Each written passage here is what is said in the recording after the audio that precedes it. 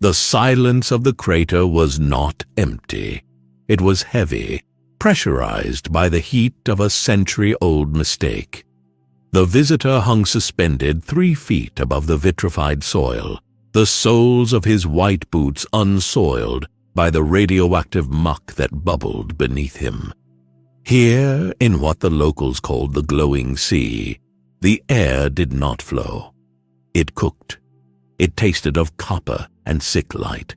The visitor inhaled, his chest expanding against the pristine red and white fabric of his uniform. He tasted the isotopes, the heavy metals, the decay. It was a flavor of profound incompetence. He drifted forward, upright, arms crossed. The thick yellow haze parted around him like oil around a heated piston. Below, the skeletal remains of a highway overpass jutted from the ash like a broken rib cage. The concrete was cancerous, weeping rust into the soil. The visitor lowered himself, his boots finally touching the asphalt. There was no sound of impact, only the hiss of the rubber soles meeting heat. A sound scratched at the edge of his hearing. Not the wind, which howled with a mournful, hollow tone through the ruins, but something wet, something erratic. He stopped. From the shadows of the overpass they emerged, not men. These were things that had forgotten how to die. Their skin hung in necrotic sheets, resembling melted wax more than flesh. Feral ghouls. They moved with a twitching insectoid speed, their throats emitting a dry, clicking rattle. The visitor did not raise his fists. He did not shift his stance. He simply watched, his expression one of mild, clinical disappointment. The first creature lunged. It was a blur of rot and teeth, screaming a sound that tore at the throat. It struck the visitor's chest. There was no collision. There was only the wet snap of physics asserting itself. The ghoul's radius and ulna shattered upon contact with the white tunic. The creature's momentum did not move the visitor a single millimeter. Instead, the force rebounded entirely into the attacker. The ghoul's torso collapsed in on itself, ribs pulverizing organs into a slurry. It slid down the front of the visitor's uniform, leaving a smear of dark, coagulated slime. The visitor looked down at the stain. He frowned, a micro-expression of irritation. The rest of the pack swarmed, a dozen of them. Claws scrabbled against his neck, teeth gnawed at his forearms. He felt nothing but the faint, annoying pressure of dry leaves brushing against steel. He raised a hand, open-palmed, and swiped horizontally. The motion was casual, the way one might clear a cobweb. The air pressure dropped for a fraction of a second. The 3 ghouls closest to him simply ceased to be biological entities. Their heads separated from their shoulders, spinning away into the yellow fog, trailing distinct arcs of black blood. The remaining bodies stood for a moment, confused by the sudden loss of neural input before crumbling into the dust. The visitor flicked his wrist, a piece of jawbone dislodged from his glove, and clattered onto the highway. He ascended again, rising above the fog, seeking clarity. As he broke the cloud layer, the sun hit him, a harsh, unshielded glare that would have blinded a human. He scanned the horizon, miles of gray devastation, and then a blemish of structure. A settlement. He flew toward it, the sonic displacement of his passage kicking up a wake of dust that lingered for miles. The town was a heap of scrap metal huddled around a central crater, fortified by walls made of airplane fuselages and rusted buses. Megaton. The name was painted in chipped white letters on a suspended sheet of steel. The visitor halted in the air, 500 feet directly above the town center. The wind whipped his cape, a sharp thwack, thwack, thwack that sounded like a metronome counting down. Below, the ants noticed him. He saw them stop their labor. He heard the sudden spike in their heartbeats. A chorus of panic. A Brahmin, a two-headed cow beast of grotesque proportions, lowed nervously, straining against its rope. He focused his vision, zooming in without moving. He saw a man in a dusty duster and a cowboy hat standing near the gate, the sheriff, likely. The man squinted up, shading his eyes against the sun, his hand drifting to the holster at his hip. A laser musket. A toy. Further back, a woman in a mechanic's jumpsuit was welding a plate onto a water purifier. She froze, lifting her goggles. Dirt was ground into the pores of her nose. Her lips were chapped and bleeding. The visitor descended. He did not dive. He lowered himself like an elevator, controlled and inevitable. The gritty taste of the air grew stronger as he neared the ground. He could smell them now, unwashed bodies, Brahmin dung, the metallic tang of irradiated water, and the sharp, ammonia scent of fear. He landed in the center of the muddy thoroughfare. The impact was soft, but the shockwave dusted the sheens of everyone within 20 yards. Silence rippled outward from him. The sheriff stepped forward, his boots sinking into the muck. He kept his hand near his weapon but didn't draw. His voice was gravel, worn down by years of shouting over windstorms. "Stranger," the sheriff said, the word hanging in the dead air. "You're flying, that's new. You with the Brotherhood? The Enclave?" The visitor looked at the sheriff. He looked at the laser musket.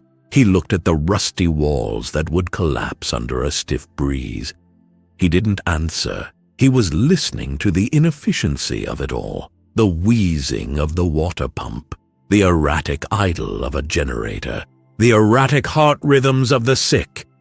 "I am the cure," the visitor said. His voice was not loud, but it carried no resonance of the wasteland. It was smooth, deep, and perfectly modulated. "Cure?" The sheriff took a half-step back, unnerved by the lack of threat in the tone. Threat, he understood. Indifference was terrifying.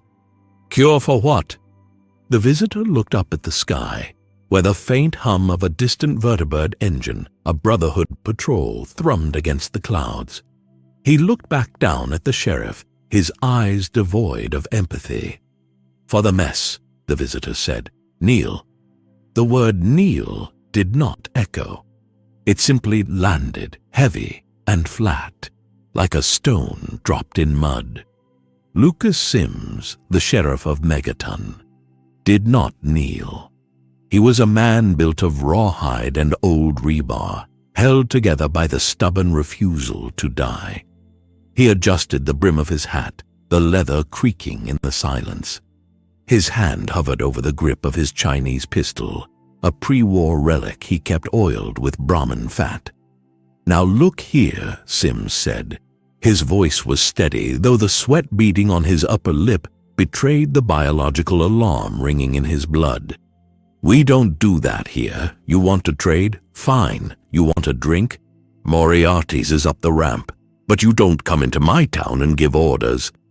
The visitor stood motionless. He was a statue carved from marble and wrapped in spandex, an absurdity against the backdrop of rusted corrugated tin and rotting airplane fuselages. He watched Sims with the detached curiosity of a child watching a beetle traverse a sidewalk. "Your town," the visitor repeated. He glanced at the heap of scrap metal in the center of the crater, the undetonated atomic bomb that the settlers prayed to. "You live in a crater. You worship a weapon you are too primitive to disarm. You drink poison. This is not a town. It is a suicide pact."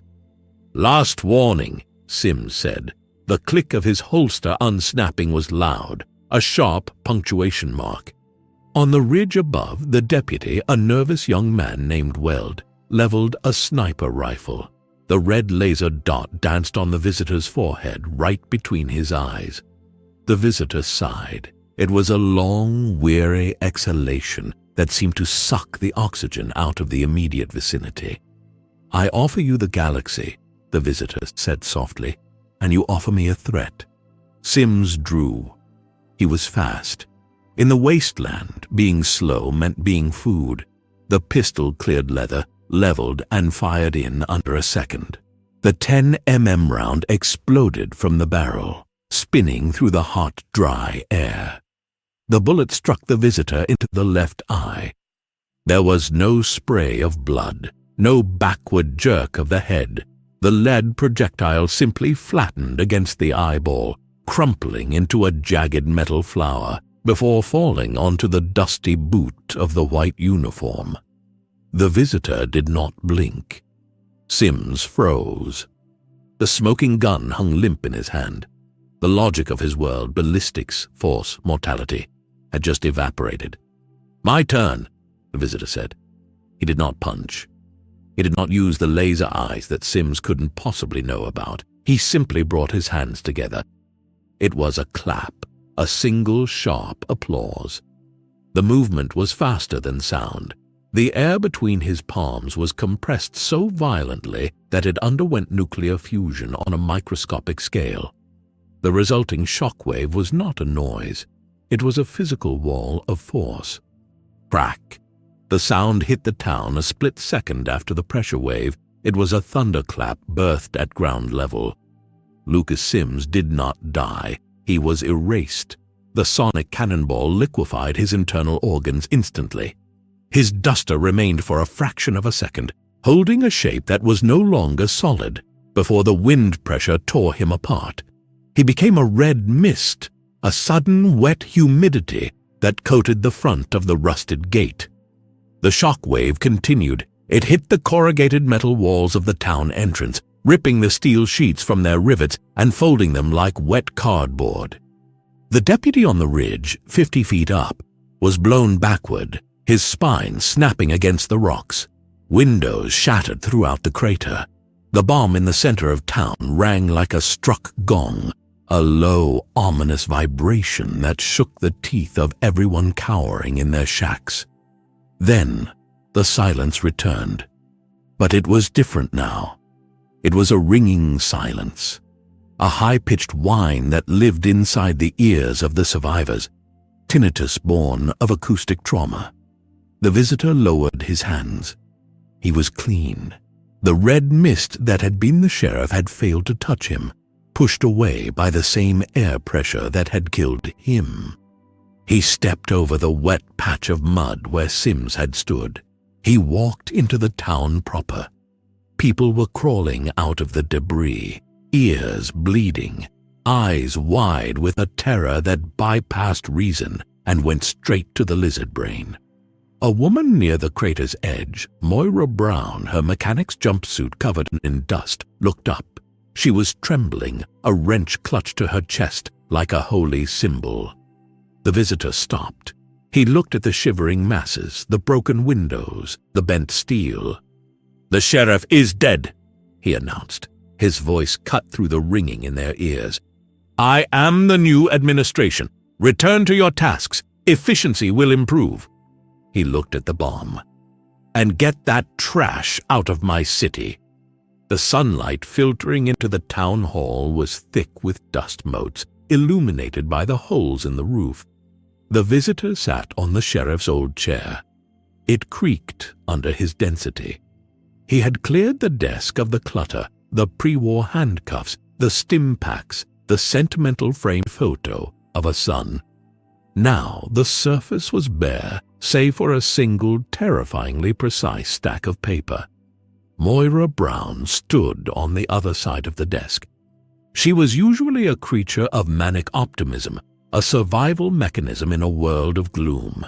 Now she looked like a trapped animal. Her goggles were around her neck, revealing eyes rimmed with red dust and exhaustion. "The schedule," the visitor said. He tapped the paper. The sound was like a hammer hitting granite. I read it, sir," Moira stammered. Her hands were wringing together, the knuckles white. "But the numbers, they don't add up. You want the water processing plant running at 95% efficiency by sundown. The filters are clogged with mirelurk muck. We don't have the spare parts.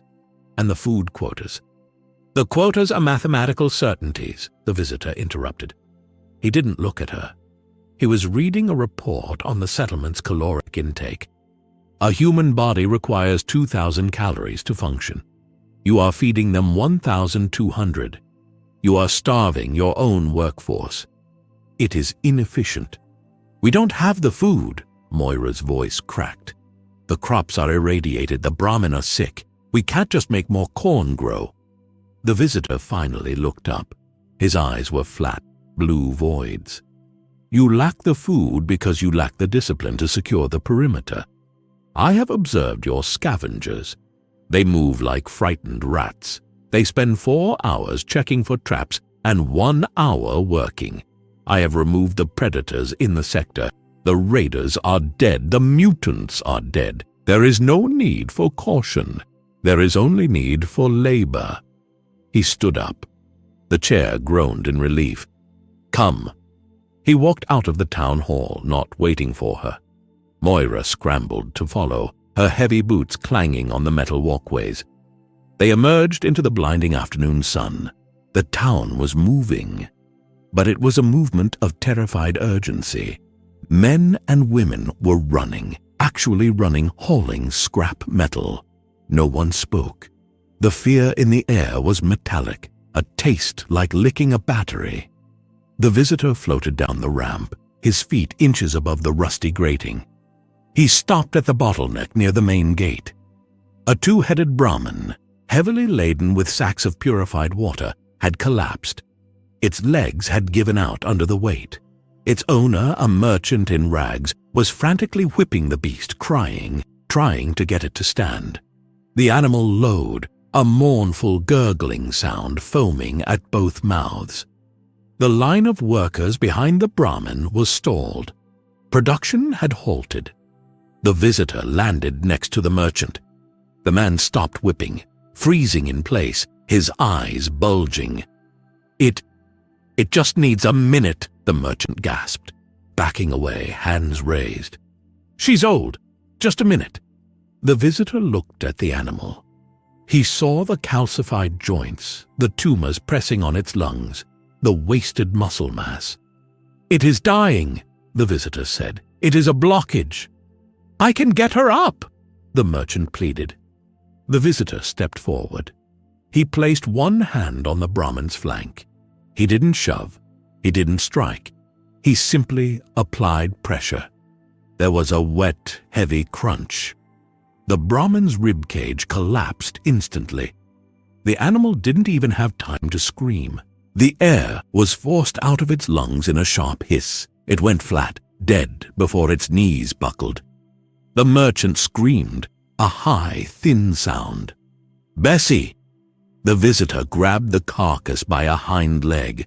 The 1,000-pound animal felt like a pillow in his grip. He swung it. With a fluid motion, he hurled the dead beast over the town walls.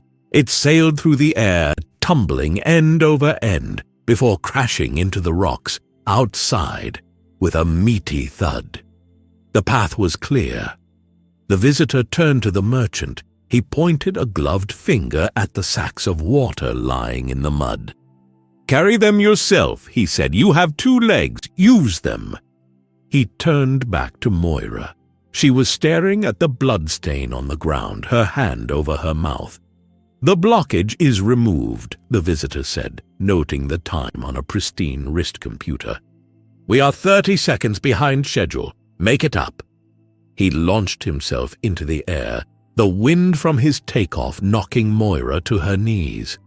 She stayed there, breathing in the dust and the smell of ozone, watching the god in the white suit disappear toward the northern hills.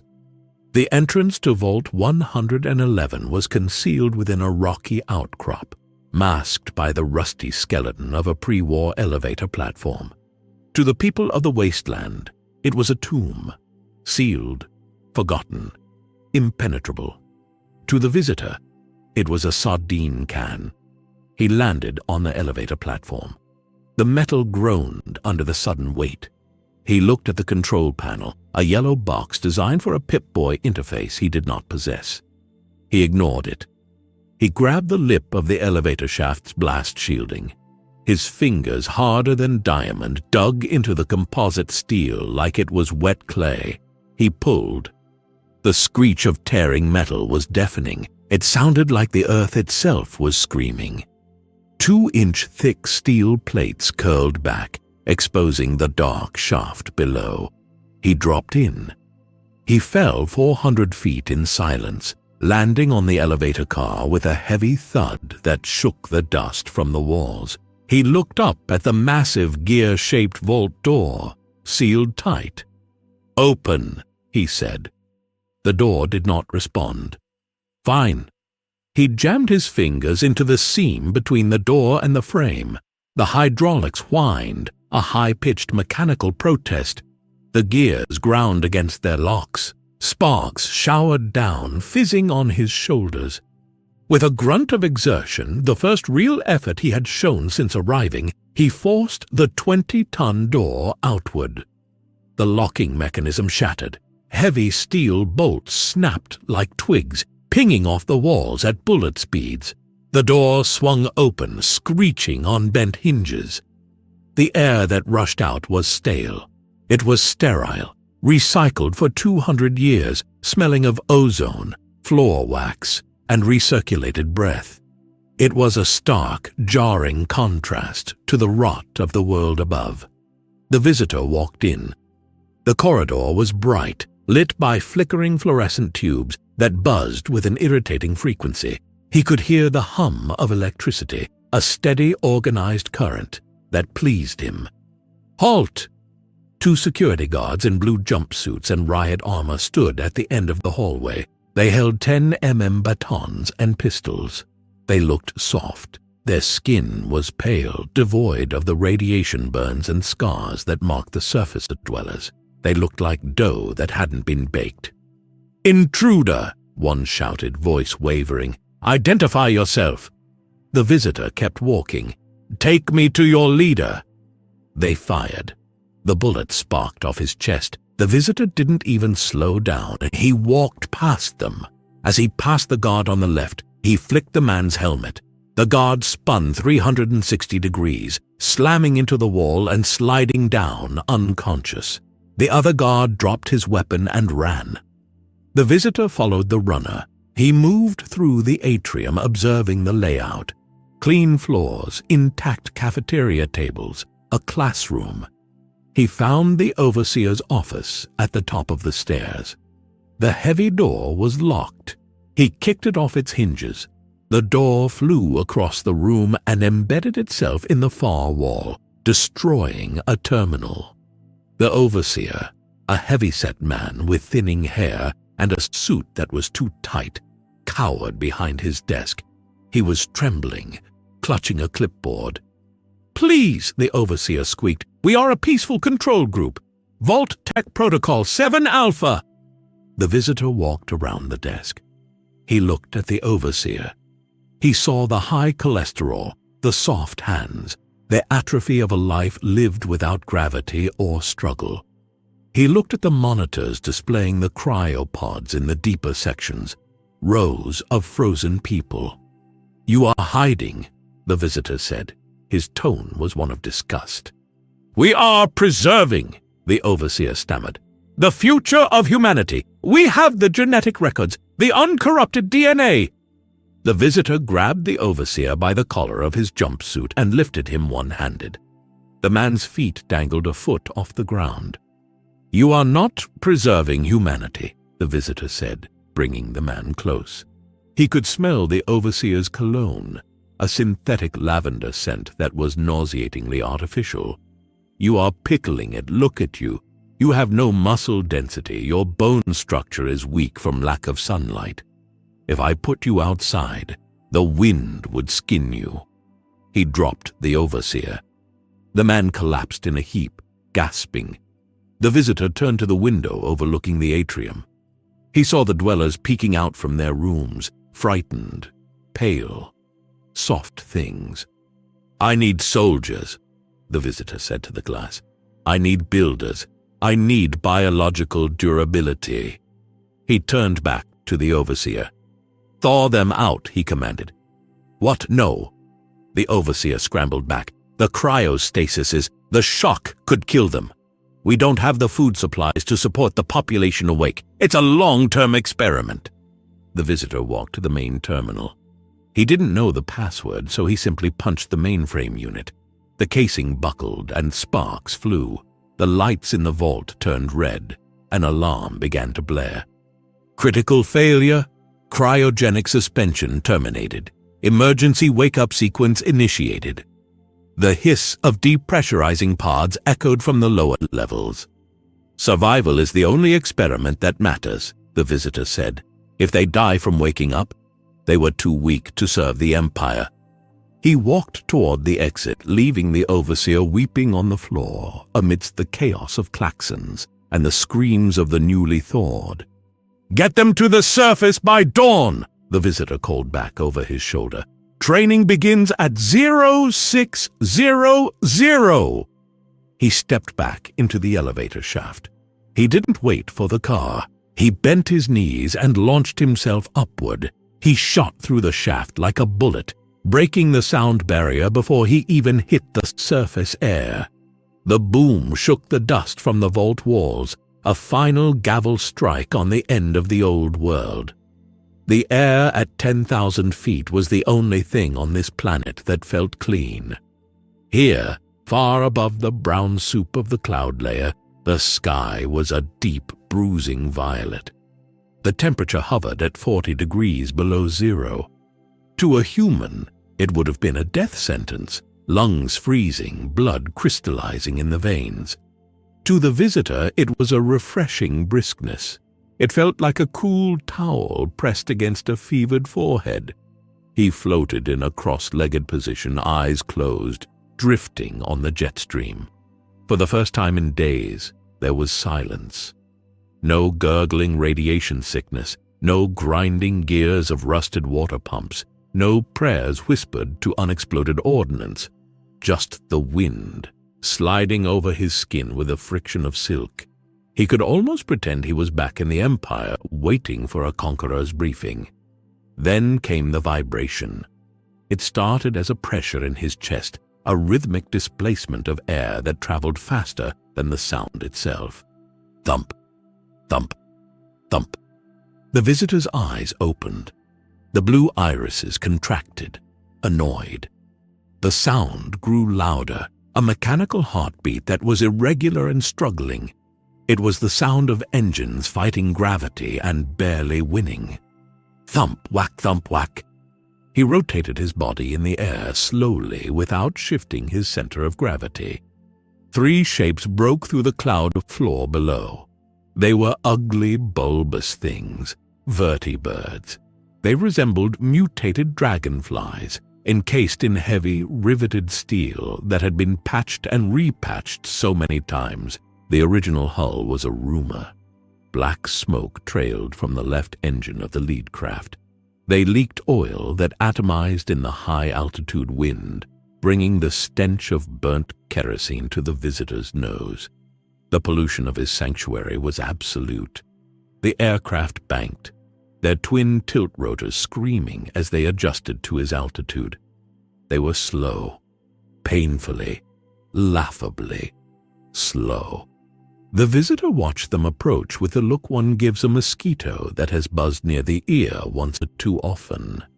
He did not move. He hung there, a white speck against the darkening void of the upper atmosphere. The lead vertibird closed the distance, hovering 50 yards away. The downwash from its rotors battered the visitor's cape, snapping the fabric like a whip. But his body remained fixed in space, anchored by his own bioelectric field. Through the reinforced glass of the cockpit, he could see the pilot. The figure was encased in bulky, rust-colored power armor, T-60 plating, welded and scarred. The helmet's eyes glowed with a pale, distinct tactical light. A loudspeaker on the underbelly of the fuselage crackled to life. The sound was distorted by the wind and the poor quality of the speakers. "Unidentified aerial entity," the voice boomed, metallic and aggressive. "This is Paladin Dance of the Brotherhood of Steel. You are in restricted airspace. Identify yourself and power down your propulsion systems. Immediately." The visitor tilted his head. Propulsion systems. They couldn't conceive of flight without an engine. They looked at him and saw a machine, because in their sad, broken world view, flesh was weak and steel was strong. He remained silent. He crossed his arms. "Entity," the voice crackled again, more urgent this time. The side door of the lead vertibird slid open on rusted tracks. A knight in full power armor leaned out, bracing a heavy minigun against the frame. The weapon was a tri-barrel spinning death machine meant to shred tank armor. Pointed at a man in a spandex suit, it looked ridiculous. "We are scanning high levels of energy output. If you are Institute Tech, surrender now, and you will be dismantled for study. If you are a mutation, well, you know the protocol." The visitor drifted forward, just a few feet. A subtle intimidation. "I am not a machine," the visitor spoke.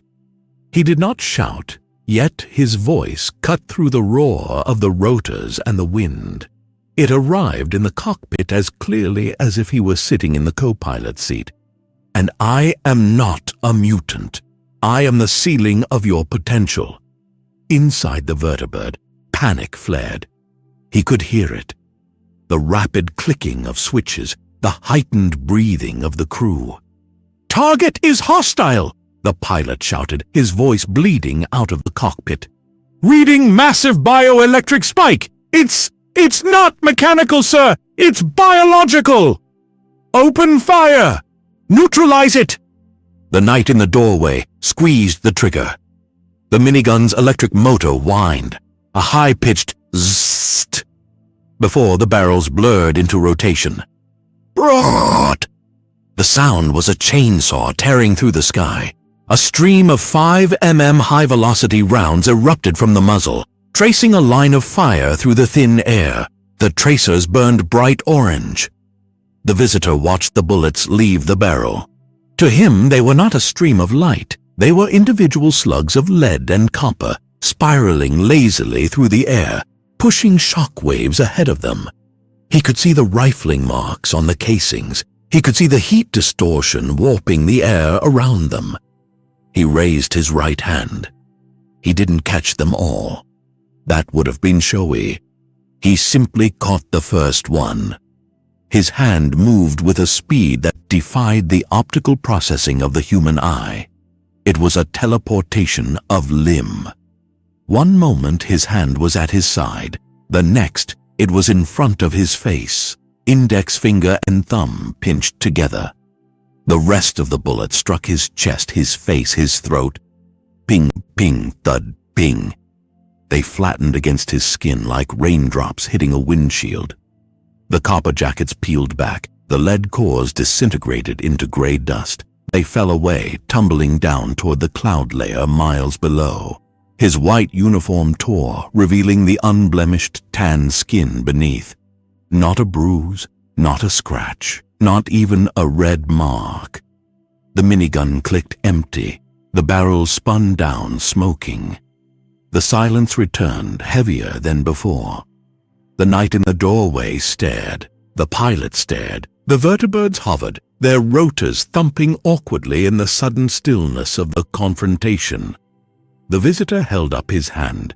Pinched between his fingers was the first bullet. It was hot, glowing a dull red from the friction of the catch. He looked at it with a sneer. "Lead," the visitor said, his voice dripping with disdain. "Primitive, dirty, heavy." He crushed the bullet. It didn't flatten. It turned into powder, trickling through his fingers like sand. He looked up at the pilot, at the glowing eyes of the power armor helm. "You wrap yourselves in metal shells because you are soft," the visitor stated. "You worship technology because you have forgotten biology. You are children playing with your parents' gun." He drifted closer to the lead vertibird. The pilot tried to bank away, but the machine was too slow. The visitor placed a hand on the cockpit glass. "Let me show you what real power looks like." He pushed. He didn't strike the glass. He simply accelerated. The windshield didn't shatter. The entire front nose of the vertibird buckled inward. The frame screeched, a horrific tearing sound of metal failing under absolute stress. The aircraft tipped backward, its aerodynamics ruined. The rotors screamed as they lost lift. The visitor watched as the machine began to tumble out of the sky, trailing smoke, the pilot screaming into the radio. The other two vertibirds broke formation, diving in a panic, fleeing the monster that bled invulnerability. The visitor stayed where he was. He brushed the lead dust from his chest. The thumping of the rotors faded into the distance, leaving him alone with the wind once more. But the silence was spoiled. He knew now that they would come back. They were like ants. Kill one, and the colony sends a soldier. Kill the soldier, and they send the warrior caste. He looked down at the hole in the clouds where the machine had fallen. "Fine," he whispered to the stratosphere. "Bring your toys." The command deck of the Prydwen smelled of recycled hydrogen, stale coffee, and the sharp, coppery tang of high-voltage electronics. It was a dark, cramped cathedral of steel, illuminated by the amber glow of tactical consoles and the orange flicker of vacuum tubes. Elder Arthur Maxon stood at the helm, his hands clasped behind his back. The leather of his battle coat creaked with the tension of his posture. He stared out the reinforced viewports at the gray horizon of the Commonwealth, his reflection ghostly in the glass. A young face scarred by the weight of a crusade. "Report, Kells," Maxon barked. He did not turn around. Captain Kells, a man whose face seemed permanently etched with a frown, tapped a monitor. "Patrol Delta is gone, Elder. No Mayday. No ejection signatures, just static. Paladin Dance's telemetry cut out instantly. Institute weaponry. No, sir. The energy signature was biological, massive. It spiked off the charts and then vanished." Kells hesitated. "And the radar is picking up an object closing on our position. Speed, Mach 4. Maxon turned then, his eyes narrowing. "Mach 4? Nothing in this wasteland moves at Mach 4. "It's decelerating," a scribe at the sensor station shouted, voice climbing an octave. "Impact in 3, 2. The Prydwen did not shudder. It lurched. It was not the shaking of turbulence or weapon fire. It was the feeling of a massive hand, grabbing the keel of a ship and holding it still against the wind. The 40,000-ton dirigible groaned, the steel girders screaming in protest. Scribes were thrown from their chairs. Kells stumbled, grabbing a railing. Maxon stood firm, his boots magnetic locked to the deck plating. "Damage report." "Hull breach," someone screamed. "Sector 4, the observation deck!" "It's not a missile," the scribe whispered, staring at his screen. He's inside." The heavy blast doors at the rear of the command deck were rated to withstand a mini-nuke. They were 3 inches of lead-lined titanium. They did not open. They dissolved. A fist punched through the center of the door. It moved slowly, almost casually. The metal peeled back like wet cardboard, curling outward in jagged petals. The visitor stepped through the ruin of the door, brushing a flake of titanium from his shoulder. The bridge fell into a paralyzed silence. The only sound was the hissing of severed hydraulic lines and the low hum of the ship's reactor. The visitor looked bored. He floated inches above the deck, his white boots hovering over the Brotherhood insignia painted on the floor. He scanned the room, his eyes passing over the terrified scribes and locking onto Maxon. "You are the loud one," the visitor said. "The one with the toy blimp." Maxon's hand went to the laser pistol at his hip, but he didn't draw. He recognized a predator when he saw one. This was not a super mutant. This was an extinction event. "I am Elder Maxon of the Brotherhood of Steel," he said, his voice projecting the practiced authority of a warlord. "You have boarded a sovereign vessel of war. State your intent." The visitor drifted closer, passing a row of knights in T-60 power armor. The knights raised their laser rifles, the servos in their suits whining in unison. "My intent," the visitor said, looking at the ceiling where the gas bags were stored, "was to ask you to turn down the noise. But now that I am here, I see the inefficiency." He looked at the knights. "You put men inside machines to make them strong. It is adorable, like a crab wearing a tin can." "Open fire!" Maxon roared. The command deck erupted in light. 6 knights squeezed their triggers simultaneously. 6 beams of coherent red light, focused through lenses cut from pre-war diamonds, slammed into the visitor's chest. These were AER-9 laser rifles, weapons capable of turning a raider into a pile of ash in a split second. The air in the bridge instantly flash-heated to the temperature of a sauna. The smell of ozone became choking. The beams hit the visitor's pectoral muscles. They did not pass through. They did not burn. They stopped. The visitor's skin acted as a perfect mirror. The biological density of his cells was so high, so impenetrable, that the photons had nowhere to go but back. The light refracted, scattering wildly off the curve of his chest. The beams ricocheted. "Ah!" The knight on the far left screamed as his own laser beam bounced back, slicing through the visual sensor of his helmet. The beam cooked his eye instantly, boring through the skull and exiting the back of the helmet in a shower of sparks. He dropped like a stone. Another beam deflected downward, slicing through the deck plating and severing the legs of a scribe hiding under a console. The remaining beams scattered into the ceiling, slicing through cooling pipes. Steam erupted, mixing with the smoke. "Cease fire!" Maxon bellowed, shielding his eyes from the blinding glare. "Cease fire!" The knights stopped. The barrels of their rifles smoked. The visitor stood there. The chest of his uniform was singed. The white fabric burned away in a circle, revealing the tan skin underneath. The skin was slightly red, like a mild sunburn. It faded back to normal in 3 seconds. He brushed the soot away. "Is that it?" the visitor asked. "Flashlights?" He walked toward the remaining knights. They backed up, their heavy metal boots clanking clumsily on the deck. They were tanks, walking arsenals, the apex of Wasteland warfare. Against him, they were slow, clumsy children. The visitor reached out and grabbed the barrel of the nearest laser rifle. The knight tried to pull back. The visitor didn't let go. He squeezed. The steel barrel crumpled like paper. The fusion cell inside the weapon ruptured. Fizz pop. The weapon exploded in the knight's hands. Green plasma fire washed over the knight's armor. Then came the smell. It was distinct, horrifyingly unique.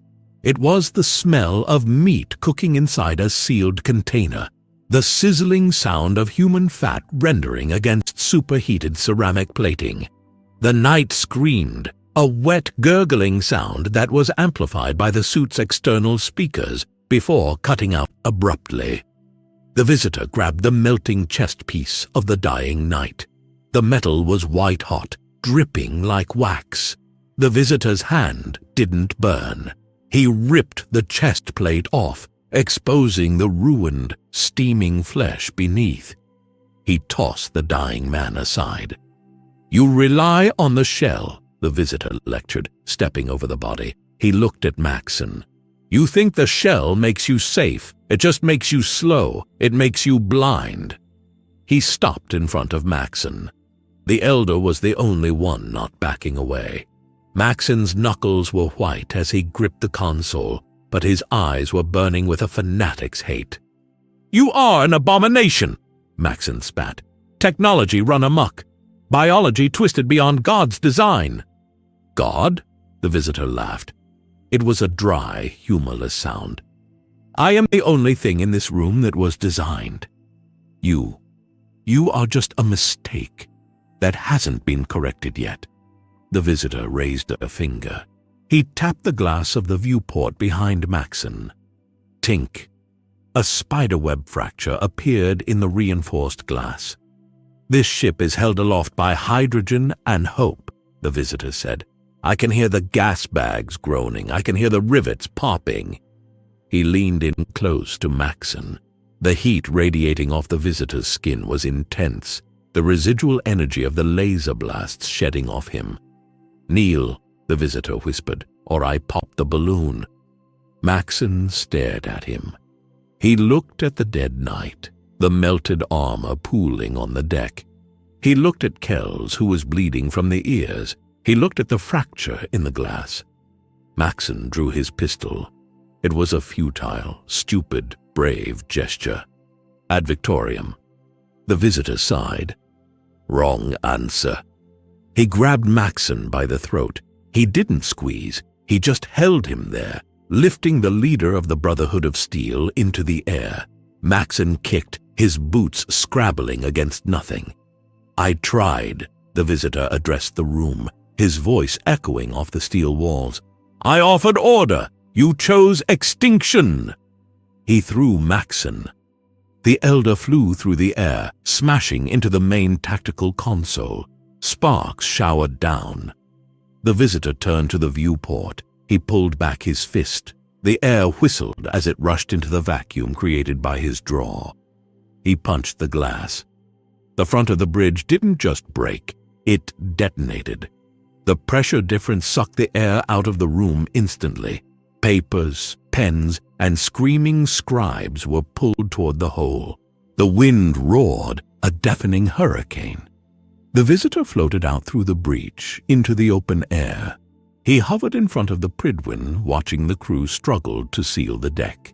He looked up at the massive gas bags that held the beast in the sky.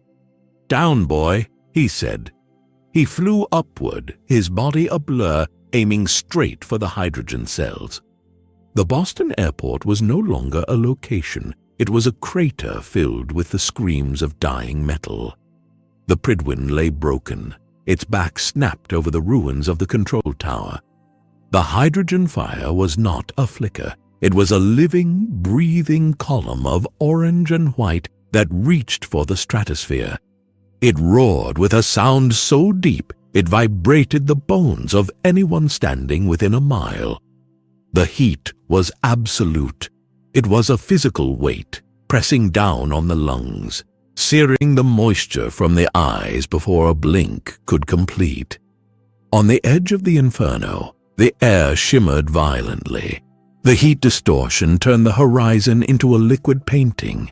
The ruins of the terminal buildings waved and danced like reflections in a disturbed pond.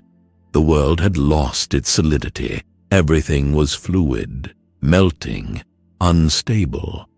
Except for him. The visitor descended through the column of black smoke. He did not fly fast this time. He drifted, his boots touching down on a slab of superheated runway concrete. The asphalt around his landing zone bubbled, turning into a sticky black tar, but his white boots remained pristine. He stood amidst the wreckage of the Brotherhood's vanity. Around him the survivors crawled. They were grotesque beetles, stripped of their dignity. Knights in T-60 power armor were trying to drag themselves out of the fire. The servos in their suits whined and sparked, damaged, locking up, turning their greatest protection into heavy cooking coffins. The smell was atrociously specific, the acrid bite of burning hydraulic fluid, the sulfur of exploding fusion cores, and beneath it all, the sweet copper scent of roasting pork. "Help!" The silence in the Institute was not the absence of sound. It was the suppression of it. Deep beneath the ruins of the Commonwealth, buried under tons of earth and concrete, the air was scrubbed, filtered, and chilled to a precise 68 degrees. There was no wind here, no rustling of dead leaves. There was only the hum. It was a pervasive low-frequency thrum that vibrated in the teeth, the sound of the massive fusion reactor pulsing, the sound of ventilation fans pushing recycled nitrogen through the vents, the sound of supercomputers processing data at speeds the surface dwellers couldn't conceptualize. In the directorate boardroom, the lighting was a clinical, shadowless blue. It reflected off the polished white walls, the glass table, and the pale, sweating forehead of Dr. Justin Ayo. "Playback at 0.5 speed," Ayo commanded. His voice was tight, barely masking the tremor of panic. On the massive wall screen, a grainy recording played. It was footage captured by a watcher, one of the synthetic crows perched on the ruins of Boston Airport. The screen showed the inferno of the Prydwen. It showed the Brotherhood Knights crawling like ants. And it showed him, the visitor. He was standing in the center of a plasma fire, his white suit unblemished, his face bored. "Freeze frame!" Ayo snapped. The image stopped. The visitor's hand was wrapped around a knight's helmet. The metal was crumpling like wet paper.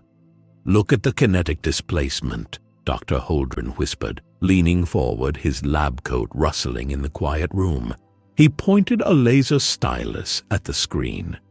"There's no leverage. He's not bracing his legs. He's generating force without a fulcrum. It violates Newton's third law. It violates everything."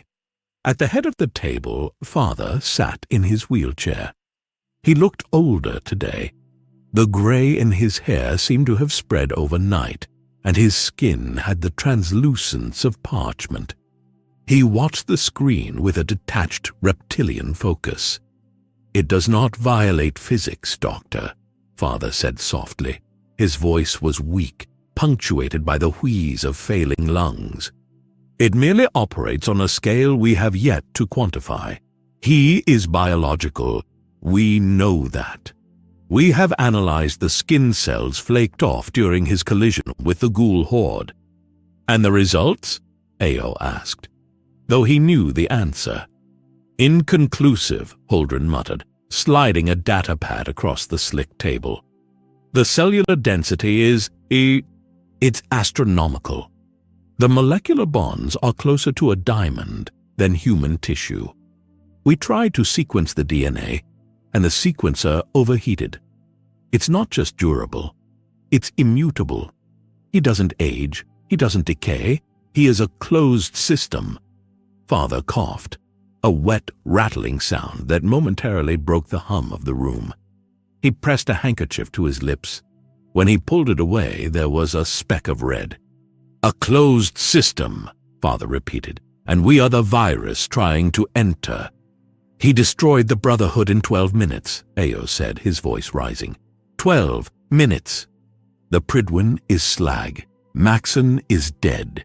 If he finds the relay frequency, if he teleports down here—" Ayo didn't finish the sentence.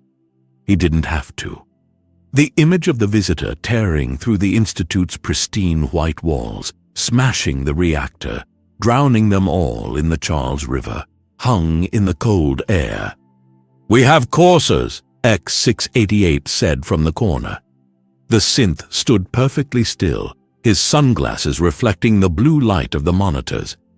His tone was flat, programmed for confidence. "We can overwhelm him." "You are a machine, X6, Father said, not unkindly. "You are durable. But that—" he pointed a trembling finger at the screen. "That is a god. You cannot overwhelm a hurricane with a paper fan." The room fell silent again, save for the hum of the servers.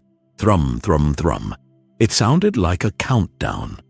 "We cannot fight him physically," Holdren admitted, rubbing his temples. "We cannot poison him. His metabolism would incinerate any toxin before it reached the bloodstream. We cannot beam him into a wall. His mass interferes with the molecular relay. Then we use the one thing he does not possess, Father said. He leaned back, the leather of his chair creaking. Arrogance. The scientists looked at him. He is arrogant, Ao argued. Look at him, he thinks he owns the planet. No, Father corrected. He possesses superiority. That is different. He knows he is better. He knows we cannot hurt him. And that is his blind spot. He does not fear us. He views us as ants. And because he does not fear the ant, he will not look for the trap. Father tapped a command into his console. The blue light on the screen shifted to a map of the Commonwealth. A red dot pulsed in the southwest quadrant. The glowing sea, Father said. The radiation levels are fatal, Holdren said. For us, not for him. Exactly, Father said. It is a wasteland within a wasteland. A place where nothing survives. He will feel comfortable there. It is the only place on Earth that matches his internal desolation. Father zoomed in on the map. The red dot centered on an old military stockpile. We have access to the stockpiles, Father continued. The remnants of the US. Military left. Gifts. Tactical nuclear devices. Fat Man launchers are toys compared to what is buried in Sentinel Site Prescott. A nuke? Ao scoffed. We just saw him shrug off laser fire that could melt a tank. A nuke won't kill him.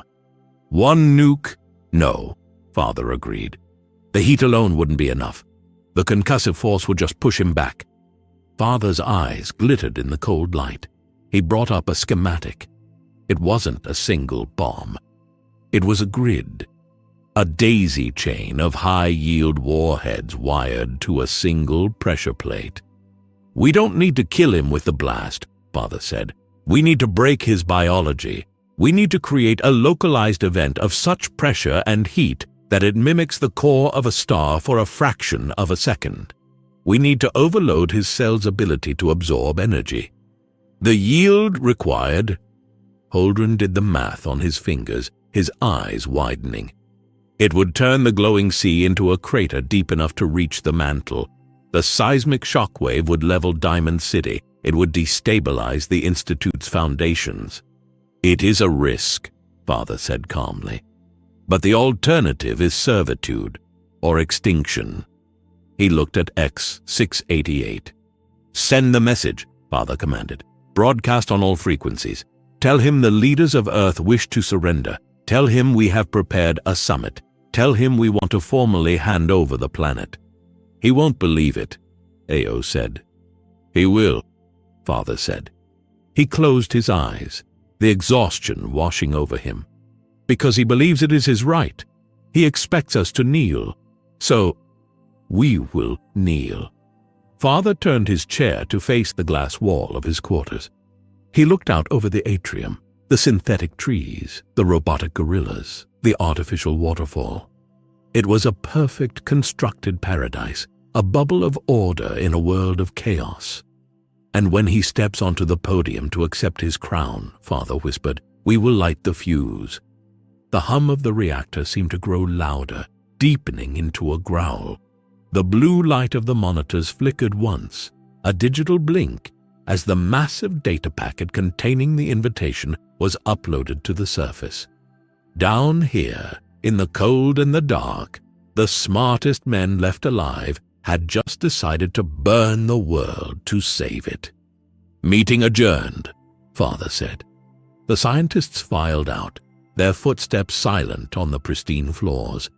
Left alone, Father watched the screen again. He watched the visitor floating in the fire. Welcome to Fallout, Father murmured to the screen. Then he coughed again, the blood staining the white handkerchief a bright, violent crimson. The voice came from a pile of twisted girders. A scribe, his red flight suit fused to his skin, reached out a hand. The skin was blistering, bubbling up in white pockets. The visitor looked at the scribe. He didn't step over him. He stopped. He looked at the hand reaching for salvation. "You built a castle in the sky," the visitor said, his voice cutting through the roar of the flames. "And you are surprised gravity exists." He stepped on the scribe's hand. He didn't stomp. He just walked. The bones crunched like dry twigs. The scribe was too far gone to scream. He just wheezed, passing out from the shock. The visitor walked deeper into the crash site, toward the central cluster of survivors. Captain Kells was there. He had lost his hat. Half of his face was a mask of blood, where the skin had been flayed by shrapnel. He was propped up against the burning ruin of a vertibird, holding a laser pistol with a trembling hand. Around him, a dozen knights and paladins were trying to form a perimeter. Their armor was scorched black, the paint bubbling off to reveal raw steel. They saw the visitor emerge from the heat haze. To them, he looked like a demon. The heat waves radiating off the fires behind him made his silhouette ripple, expanding and contracting, as if he were warping reality itself. "Hold! Fire!" Kells croaked. He coughed, spitting a glob of soot and blood. "Save! Charges!" The knights raised their weapons. Their hands shook. The massive hydraulic hands of the power armor, designed to crush tanks, were trembling with human fear. The visitor stopped 10 paces away. He stood with his hands on his hips. The firelight danced in his eyes, but his expression was bored. "The Elder is dead," the visitor announced. "I threw him into the reactor before the crash. He burned well." A paladin, Brandis, old and scarred, wearing dark recon armor that was smoking, stepped forward. He limped heavily. "You monster! Monster!" The visitor tilted his head. "I am the only rational thing on this planet. Look at you." He gestured to the burning wreckage, to the bodies of the scribes littering the tarmac. "You hoard technology like dragons hoarding gold. You recite Latin phrases you don't understand. You claim to save humanity, yet you hide in a metal balloon above the suffering." He took a step forward. The knights flinched.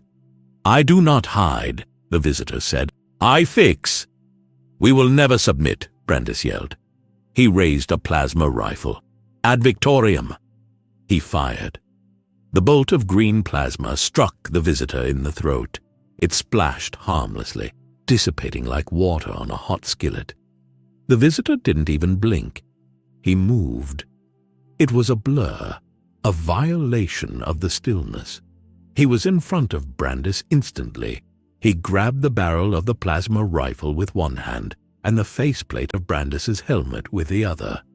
"Your victory," the visitor whispered, "is ash." He squeezed.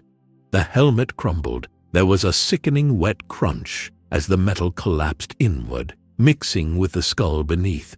Brandis went limp. The visitor dropped him. The body hit the asphalt with a heavy metallic clatter. The silence that followed was louder than the fire. The crackling of the burning hydrogen seemed to pause.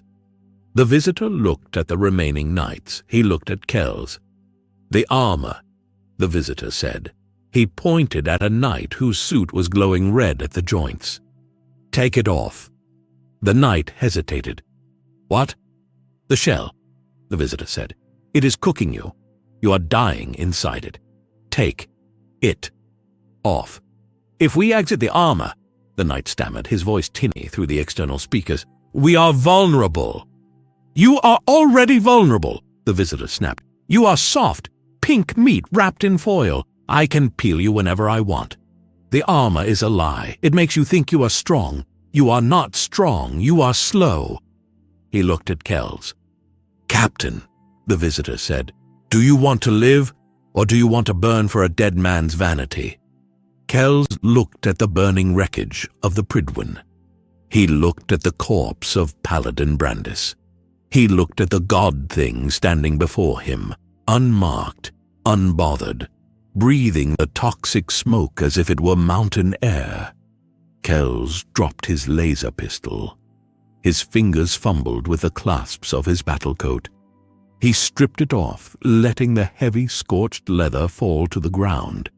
He stood there in his undershirt, shivering not from cold, but from the proximity to something apex. "Stand down," Kells whispered, then louder. "Stand down, exit your frames." "Captain," a knight protested. "Do it," Kells screamed, his voice breaking. "It's over, the Brotherhood it's over." Slowly, agonizingly, the knights obeyed. The hiss of hydraulic seals disengaging filled the air.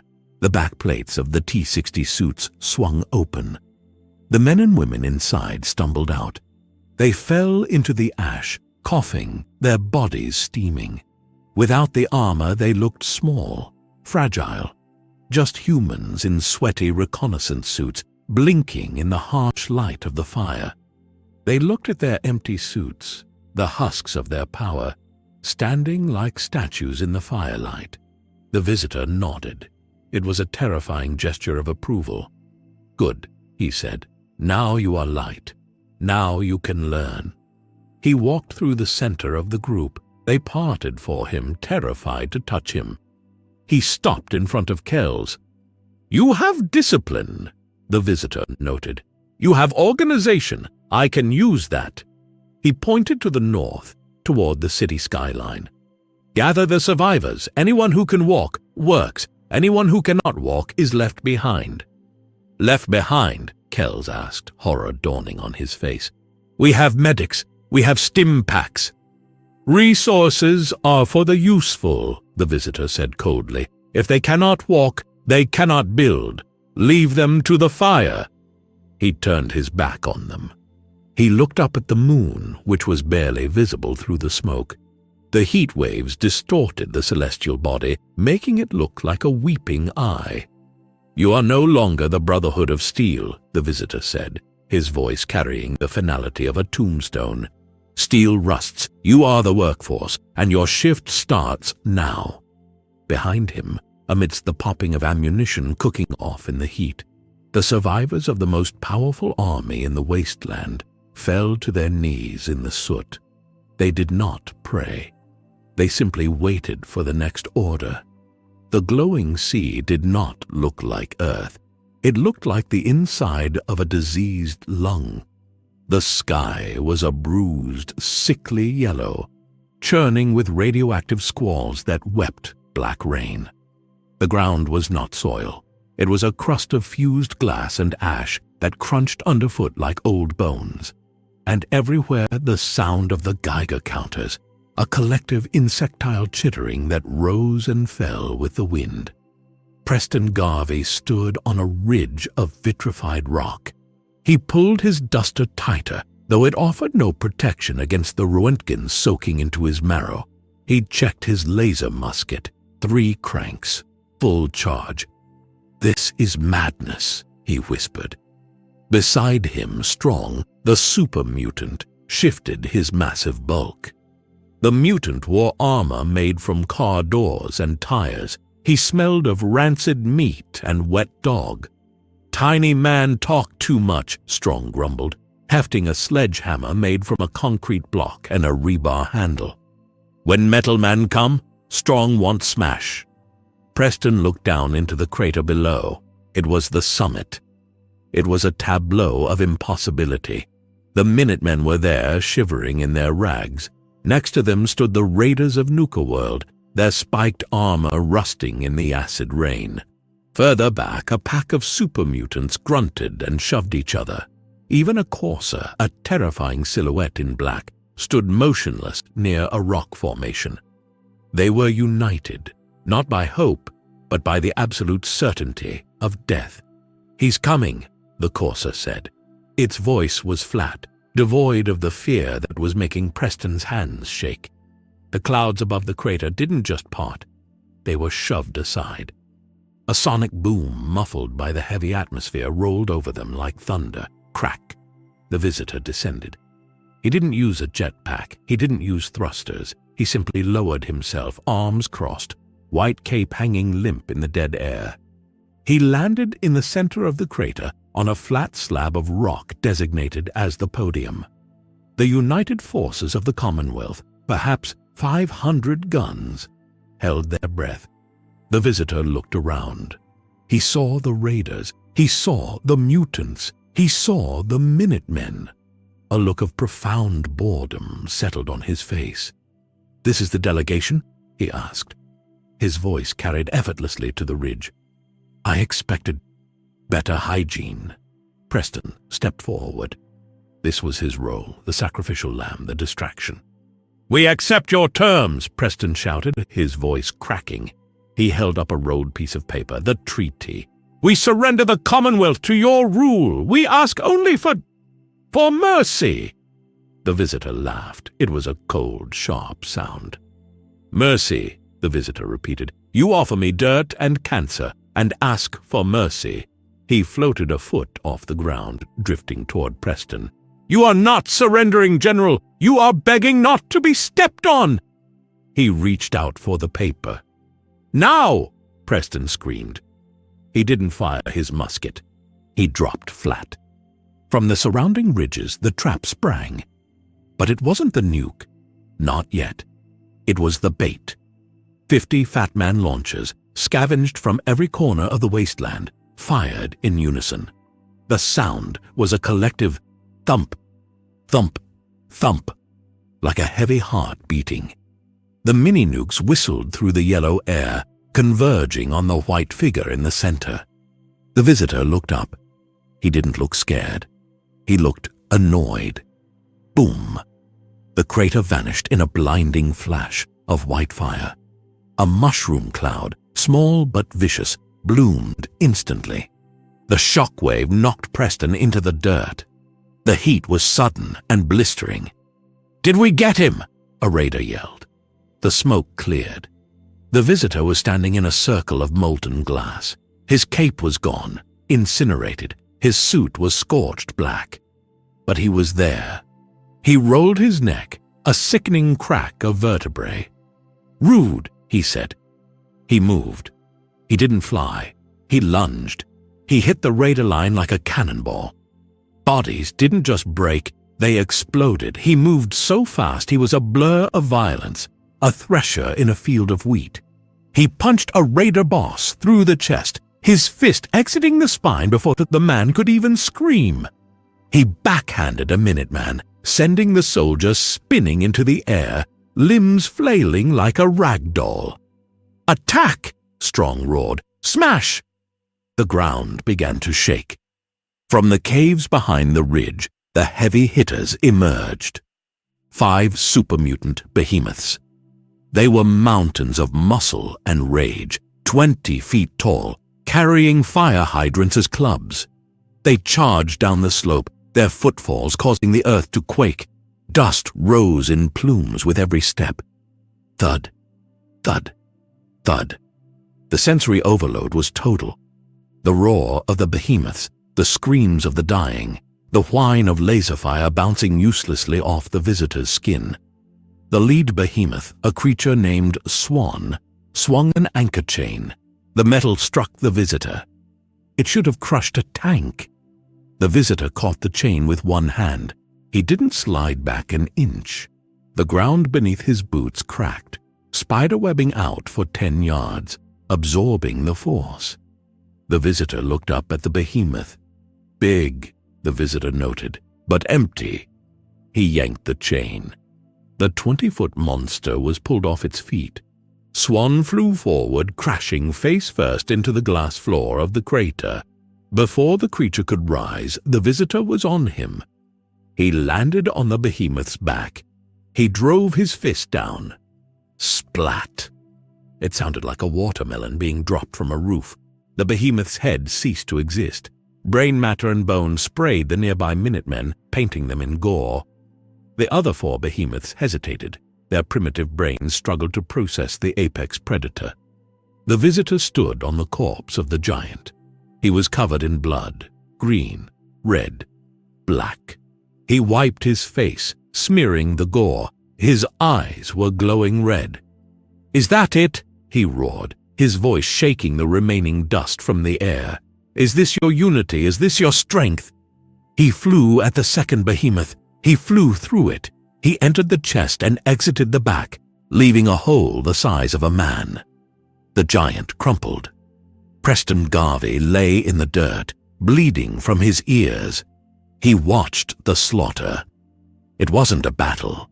It was an extermination.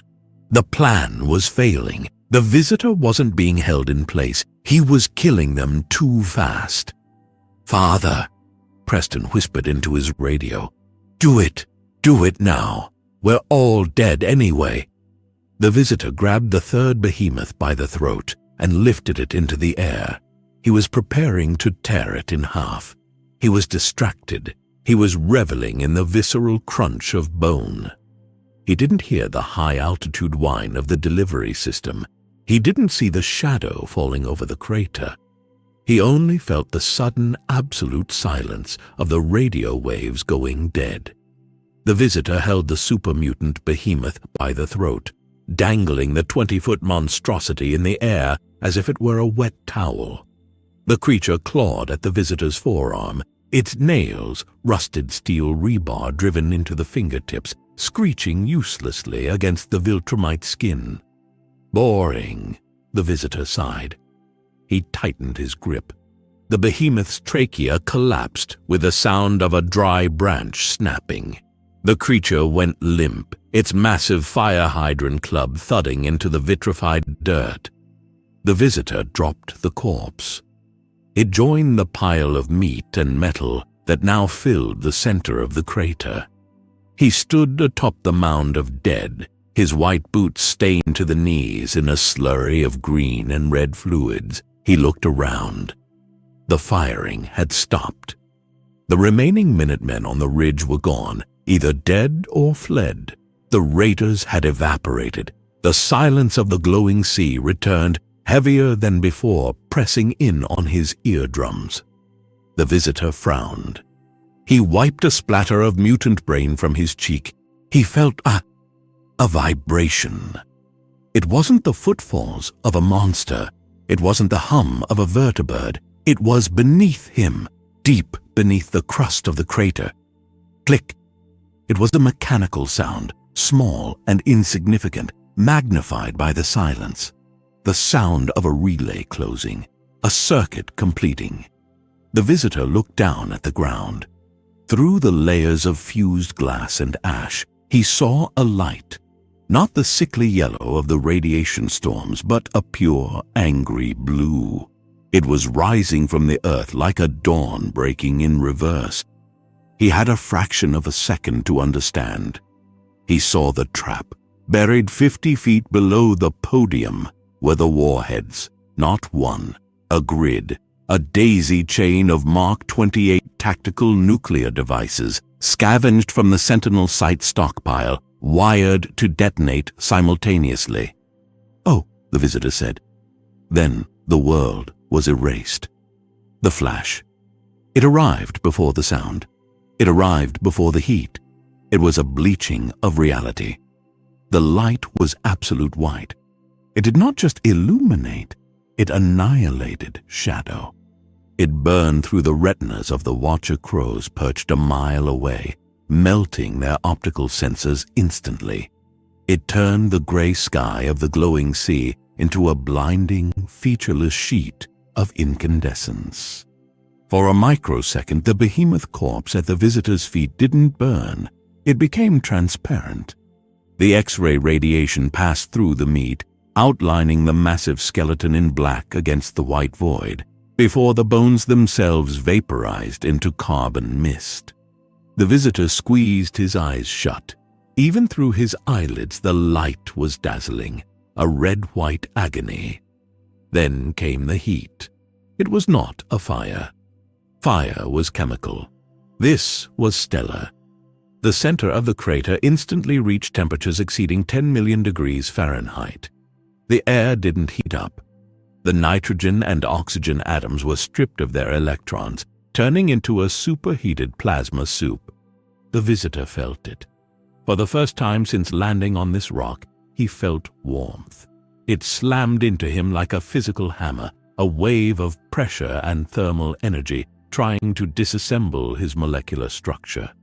His uniform, the advanced fabric of the Empire, disintegrated instantly. It didn't burn, it simply ceased to exist, flashing into vapor. His skin sizzled. The hair on his arms vanished. He gritted his teeth, the muscles in his neck cording as he braced against the pressure. The roar! It hit him a split second later. The sound was not a noise. It was a geologic event. Krakum.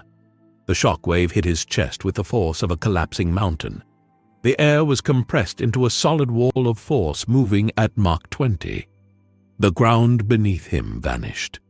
The rock, the glass, the ash. It was all scooped out by the hand of God. The crater deepened instantly, expanding downward and outward. The visitor was thrown. He wasn't knocked down. He was launched. He was a stone skipped across a pond of fire. He tumbled through the plasmasphere, his body cartwheeling through the heart of the explosion. He slammed into the bedrock at the bottom of the new crater, the impact burying him 10 feet deep in molten granite. Above him, the mushroom cloud began to rise. It was a monstrosity of physics, a pillar of black and red smoke, illuminated from within by the dying fires of the reaction. It punched through the cloud layer of the glowing sea, rising 40,000 feet into the stratosphere. The shock wave rippled outward, flattening the petrified forests for miles, stripping the paint off buildings in ruins as far away as the Natick banks. Far away, in the safety of the Underground Institute, the screens went white. "Signal lost," Dr. Ayo whispered, shielding his eyes from the monitor's afterglow. The room was silent. The hum of the reactor seemed terrified. "Telemetry?" Father asked, his voice a ghost.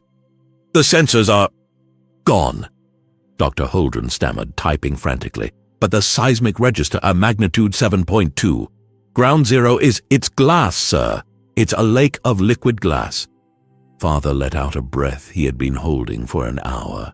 He slumped in his wheelchair, the tension bleeding out of him, leaving him looking smaller, frailer. "It is done," Father said. "No biological entity could survive that. We mimicked the sun." On the surface, the roar faded into a low, rolling rumble, like a beast growling in its sleep. The wind began to rush back in, sucking air toward the vacuum of the explosion, feeding the fires. The glowing sea was brighter now, a new crater glowing with a soft, deadly blue luminescence pulsed in the dark. It was a scar on the world, a monument to the desperate violence of man. And at the bottom of that scar, buried under tons of cooling, hissing magma, there was stillness. The crackling of cooling stone was the only sound. The resistance, those few who watched from the safety of bunkers or distant hills, lowered their binoculars. They wept. They hugged. They believed the nightmare was over. They believed the monster had burned. They did not hear the heartbeat. Slow, rhythmic, angry. Thump, thump. Beneath the glass, the magma shifted. The crater was a bowl of cooling soup. The bottom was a lake of vitrified silica. Sand turned to glass by the heat of a tactical star. It glowed a dull, angry crimson, pulsing slowly as it hardened. The air was not air. It was a toxic stew of ozone, vaporized lead, and strontium-90. Rain began to fall from the superheated clouds above, black, oily drops that hissed violently when they struck the molten ground, turning instantly into radioactive steam. The silence was total. The roar was gone. The shouting was gone. Even the wind seemed afraid to enter this wound in the earth. Then came the crackle. Snap. Zzzt. It was the sound of static electricity discharging in the ionized atmosphere. Blue sparks danced across the surface of the glass lake, arcing between the cooling fissures. In the center of the molten pond, the glass bubbled. It rose, disturbed by something beneath the surface. The visitor broke the crust. He did not burst out. He rose slowly, levitating with a rigid corpse-like stiffness.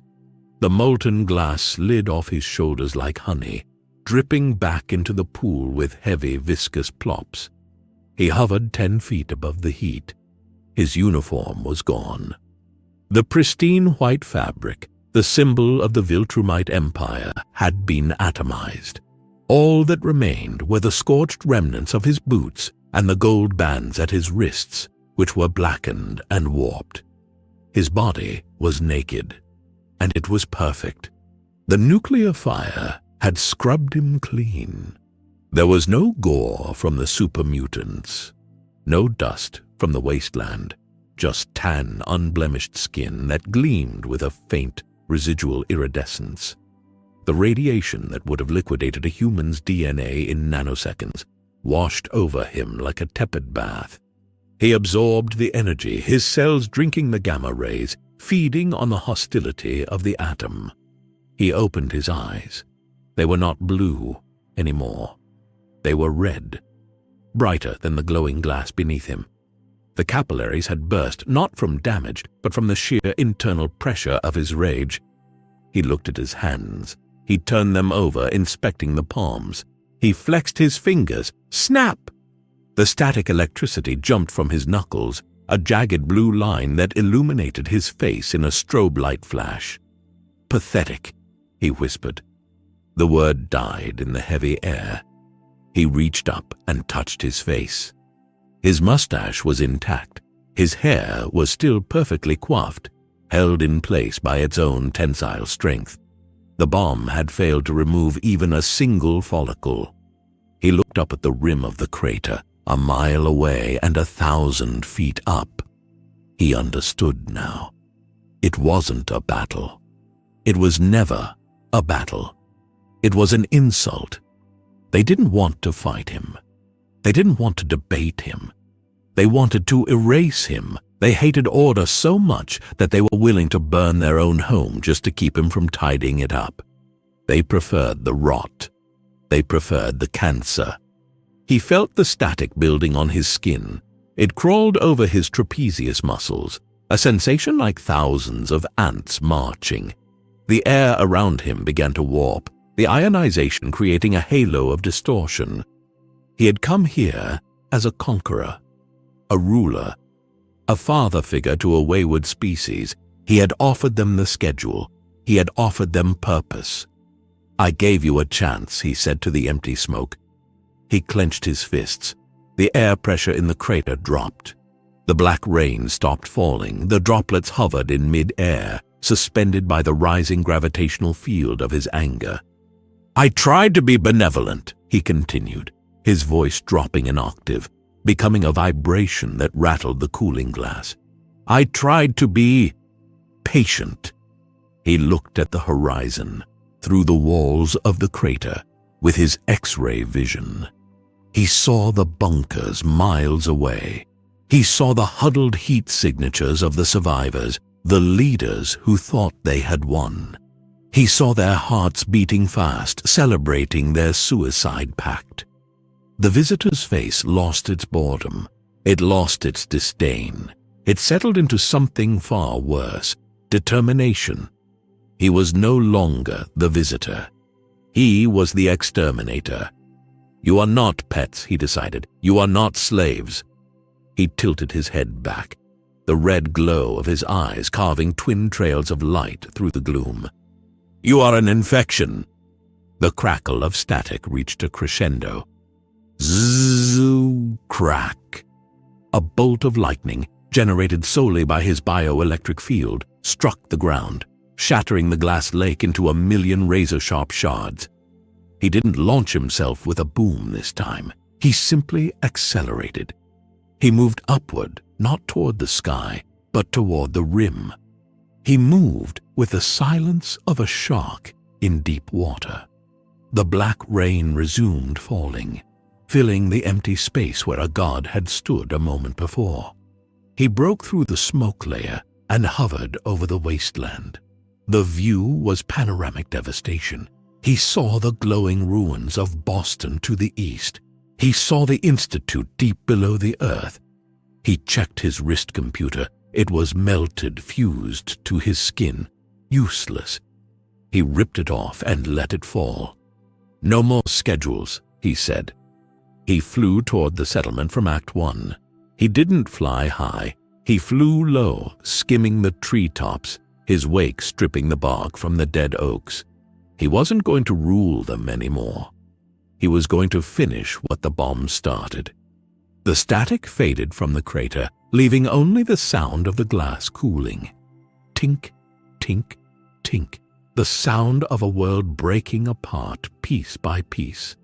The dust from the distant explosion had settled on Megaton like a layer of gray snow. Moira Brown stood on the metal catwalk outside Craterside Supply, wiping her goggles with a rag that was dirtier than the lenses. She looked south, toward the glowing sea. The mushroom cloud was dispersing, losing its shape in the high winds, becoming just another bruise on the horizon. "We got him," she whispered. She didn't believe it, not fully, but saying it aloud felt like a prayer. Below her, the town was exhaling. The terrified silence of the last few hours was breaking. The saloon doors of Moriarty's swung open. Someone laughed, a jagged, hysterical sound. The water processing plant groaned as the pumps were turned back on, the rhythm of the town's mechanical heart attempting to restart. "He's gone!" Old Nathan shouted from near the gate, waving a cane at the sky. "The Enclave, the Brotherhood, they lit him up! America prevails!" Moira put her goggles back on. She felt the vibration in the soles of her boots before she heard it. It wasn't the rhythmic thumping of the water pumps. It was a tremor. The corrugated steel sheets of her shop rattled against their rivets. The water in the drinking glass on the railing rippled, forming perfect concentric circles. The air pressure dropped. Her ears popped. A wind picked up, but it wasn't blowing from the south. It was being sucked toward the gate. A dust, loose paper, and tumbleweeds were dragged across the ground, pulled by an invisible vacuum. Moira looked at the main gate. There was no explosion. There was no announcement. The gate simply disintegrated. The massive junk metal doors, reinforced with bus chassis and tires, shattered inward. They didn't fall. They turned into shrapnel. A cloud of rusted confetti exploded into the town square. Through the debris cloud, a blur of motion appeared. It was tan. It was fast. The visitor did not slow down. He did not hover. He was flying at ground level, banking hard, moving at subsonic speeds within the confines of the crater walls. He was a physical object moving faster than the structures around him could comprehend. He clipped the side of the brass lantern. He didn't punch the building. His shoulder simply made contact with the support beams at 400 miles per hour. Crumble. The sound was wet and heavy. The diner didn't collapse. It pulverized. The wood splintered into toothpicks. The metal roof folded like a napkin. The patrons inside didn't have time to scream. The air pressure wave generated by his passing turned their lungs inside out before the debris buried them. The visitor banked left, circling the bomb in the center of town. He was naked, his skin glowing with a faint, terrible heat, his eyes twin red lasers cutting through the dust. He wasn't attacking people. He was flying through the architecture. He tore through the catwalks.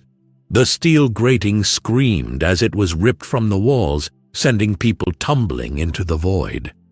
Moira gripped the railing, her knuckles white. She watched him complete a loop. He was erasing the town layer by layer. "No," she whimpered, "my research. The guide." He turned his attention to the upper level, to her. He didn't fly at her. He flew past her. The wind pressure hit her like a physical blow. It lifted her off her feet, slamming her back against the wall of her shop. The windows blew out.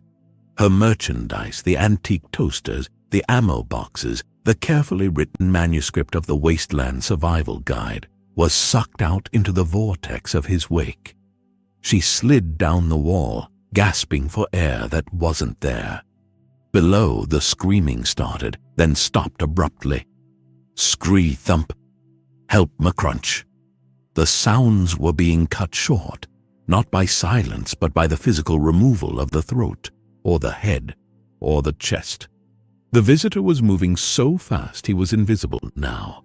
Just a roar of wind and the sickening sound of impact. He was a wrecking ball made of flesh. He smashed through the water treatment plant. The pipes burst.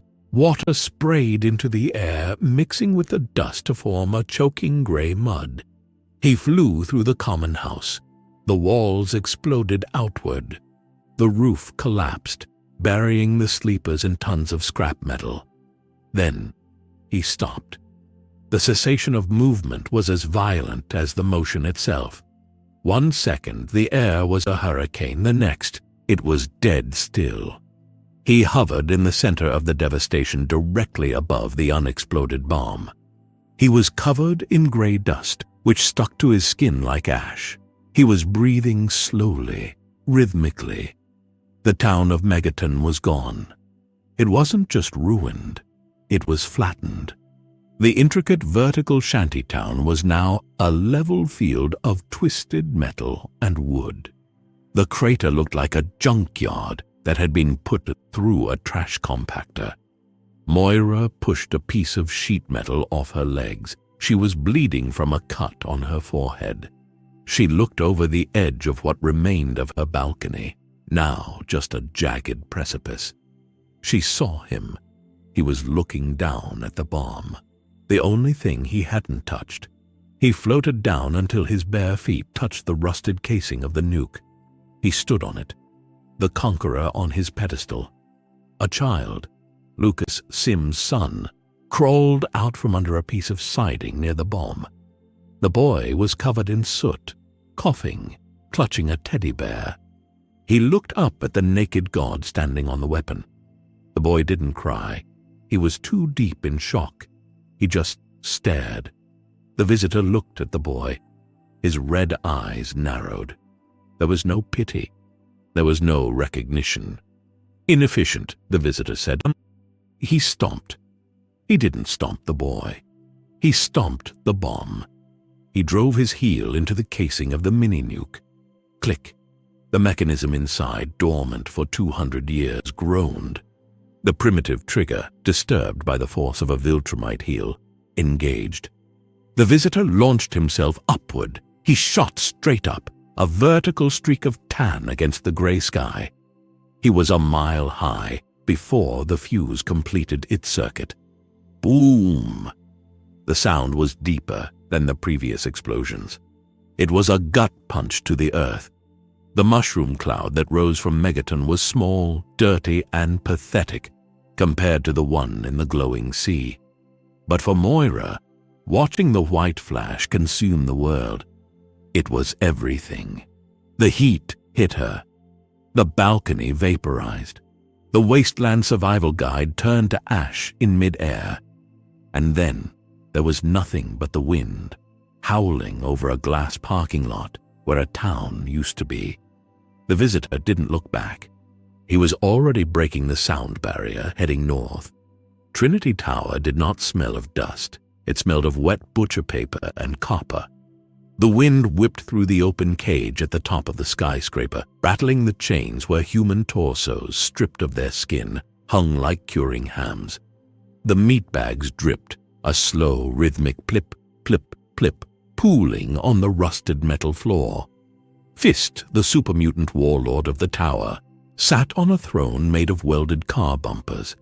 He was gnawing on a femur, the bone snapping loudly in his massive jaw. Around him, his brothers, hulking mountains of green muscle and rage, sharpened rebar clubs or checked the actions of their pipe rifles. "Human meat, gone," Fist grunted, tossing the bone aside. "Need hunt." "Hunt," the others echoed. a chorus of gravel. The ceiling did not collapse. It was atomized. A blur of tan skin and red heat slammed into the center of the room. The impact was not an explosion, but a heavy, localized pressure wave that buckled the steel floor plates. The meat bags swung violently, spraying blood. The visitor stood in the center of the room. He was naked, his body coated in the gray ash of Megaton. His eyes were burning. Fist stood up, knocking his throne over. "Tiny man fly? Tiny man is food!" A super mutant suicider, clutching a mini-nuke like a football, charged from the left. "Touchdown!" The visitor didn't look. He simply extended his arm to the side, backhanding the air. His knuckles connected with the suicider's head. There was no crack. There was a wet squelch. The suicider's head didn't fly off. It disintegrated into a mist of green fluid and bone chips. The body, headless, continued to run for 2 steps before the mini-nuke slipped from its dead fingers. The bomb hit the floor. Clank. It didn't detonate. The visitor had moved too fast for the primer to engage. The visitor looked at his hand. It was covered in thick yellow-green slime. He rubbed his fingers together. The texture was gritty, biological sludge. Durable, the visitor noted, but stupid. The horde charged. It was an avalanche of flesh. 10,000 pounds of muscle rushing a man who weighed 225. Boards with nails, sledgehammers, and fists the size of cinder blocks swung at him. The visitor stepped into the storm. He caught a sledgehammer mid-swing. The mutant holding it roared, straining, veins bulging on its neck as thick as pythons. The visitor didn't strain, he simply twisted his wrist. Snap! The steel handle of the hammer twisted like licorice. The mutant's wrists shattered. The visitor drove his fist forward. He didn't punch at the mutant, he punched through it. His arm entered the creature's chest cavity, pushed through the oversized heart, the reinforced rib cage, the spine, and exited the back. Squelch! The sound was suction-heavy, sickeningly moist. He withdrew his arm, dragging a loop of intestine with it. The mutant fell, a look of confused surprise on its face. "You have strength," the visitor lectured, wiping the green gore from his bicep. "But you have no application. You are just cancer with muscles." Fist roared. He grabbed a heavy machine gun and opened fire. The .50 caliber rounds sparked off the visitor's chest, flattening like coins. The visitor walked through the hail of lead, unbothered. "Boring," the visitor sighed. From the elevator shaft at the rear of the penthouse, the floor groaned. The metal plates shrieked as they were bent upward. A behemoth climbed out. This one was older than the one in the glowing sea. Its skin was leathery, covered in barnacles of rust and patches of scrap metal armor. It carried a shopping cart on its back filled with rocks. It stood 20 feet tall, its head scraping the ruins of the roof. "Smash!" the behemoth bellowed, saliva spraying across the room. It swung a tree trunk wrapped in chains. The Red Rocket truck stop sat on a hill, a rusted fin of pre-war nostalgia jutting into the gray sky. The giant red rocket sculpture on the roof creaked in the wind, a slow rhythmic scree thunk of metal grinding against metal.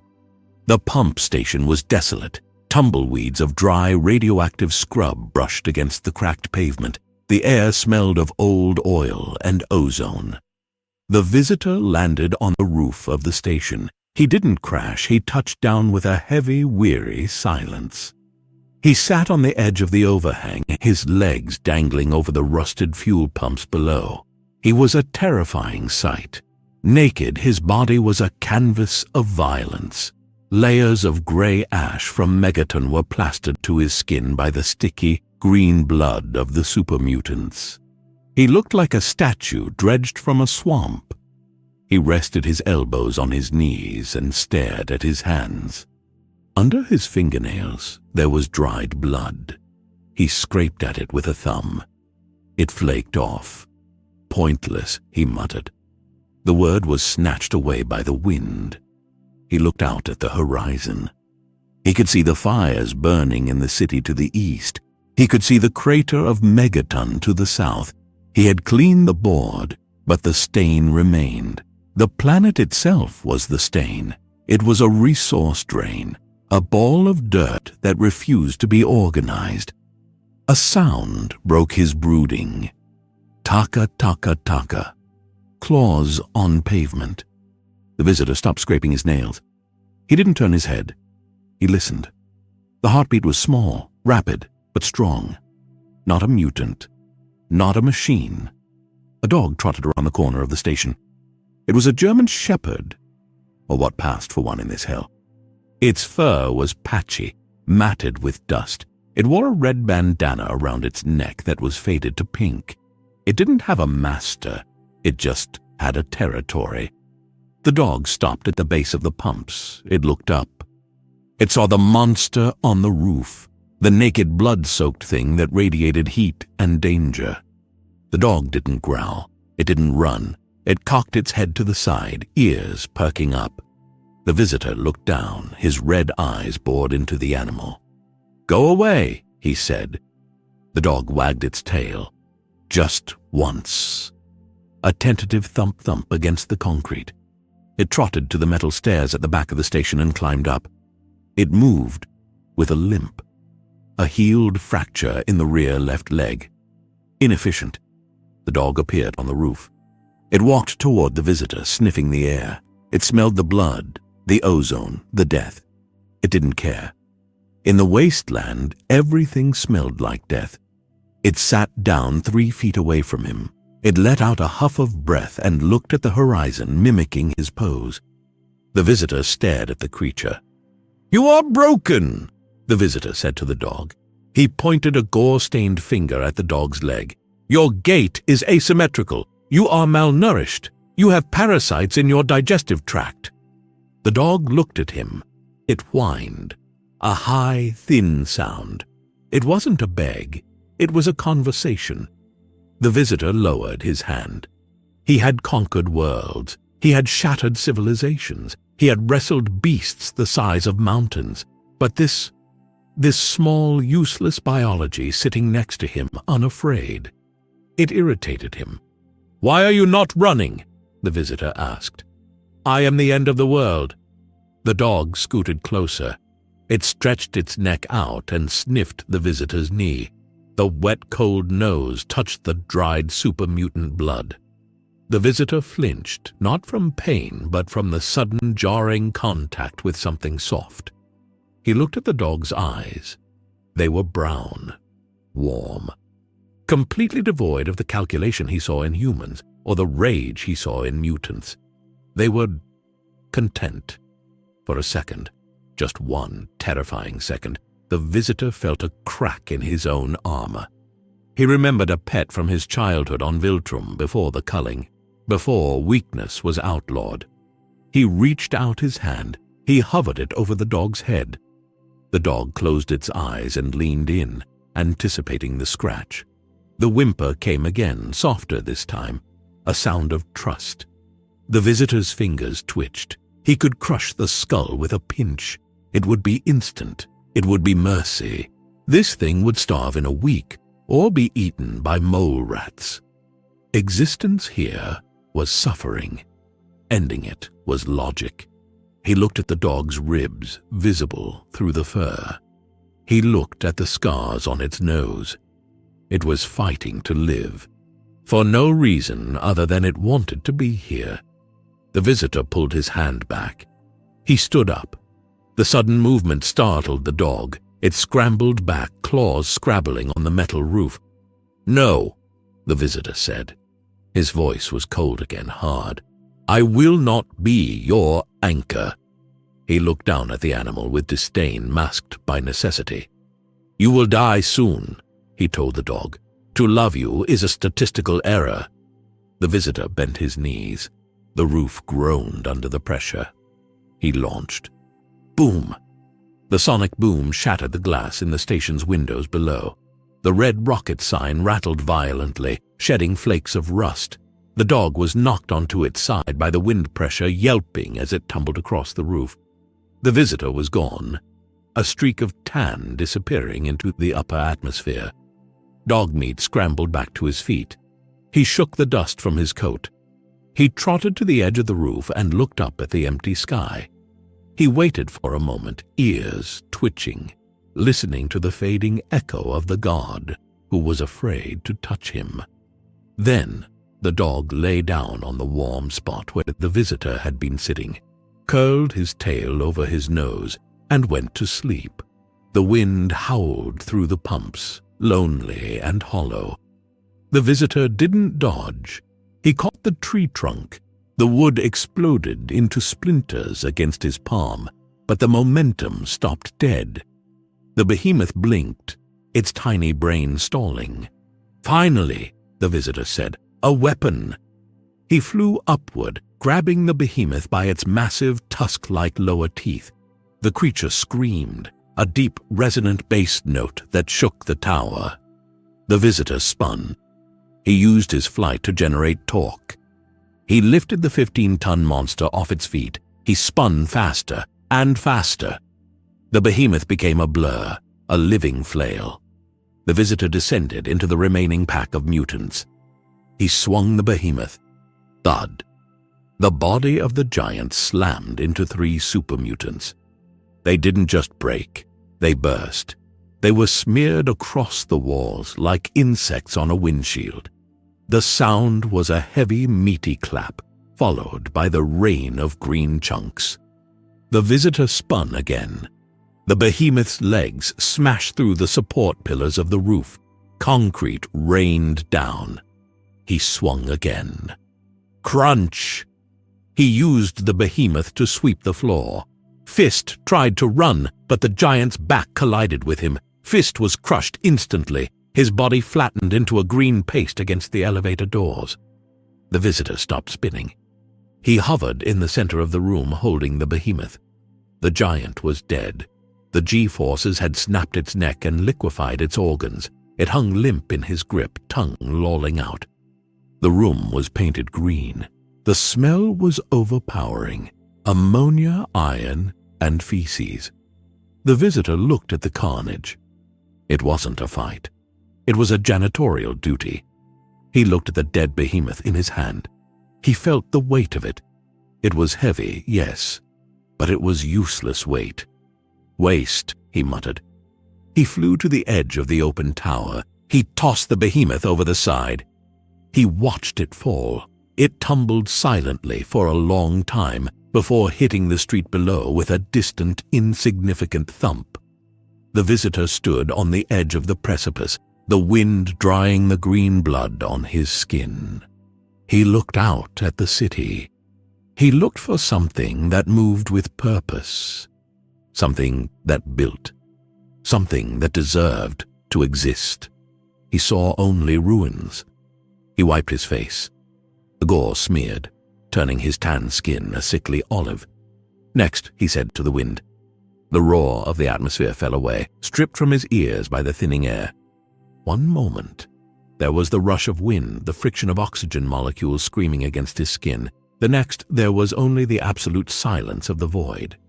The visitor hung suspended in the exosphere, 200 miles above the surface.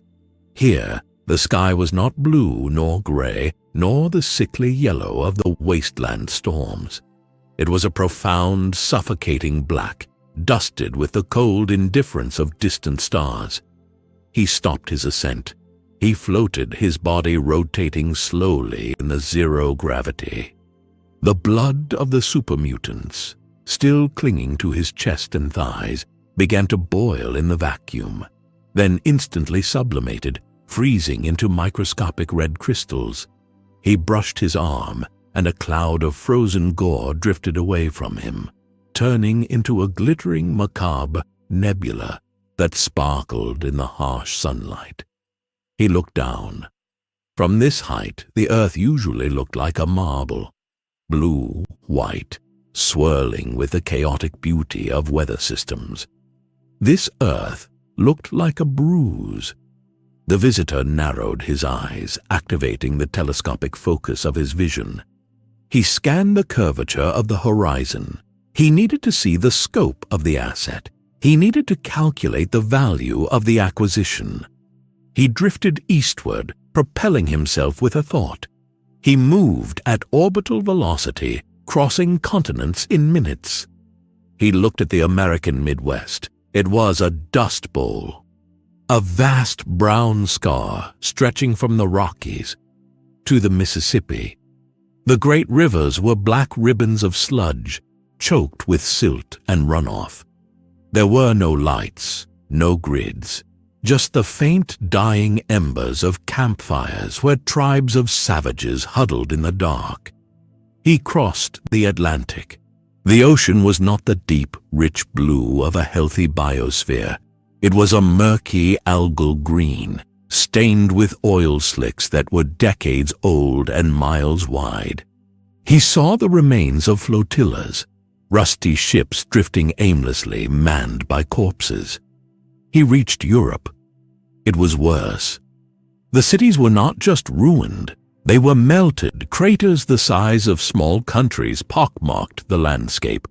The radiation here was visible even from space, a faint Cherenkov blue glow radiating from the soil of France and Germany. The clouds above them were thick, permanent, and gray. He flew over Asia. The Gobi Desert had expanded, swallowing the north.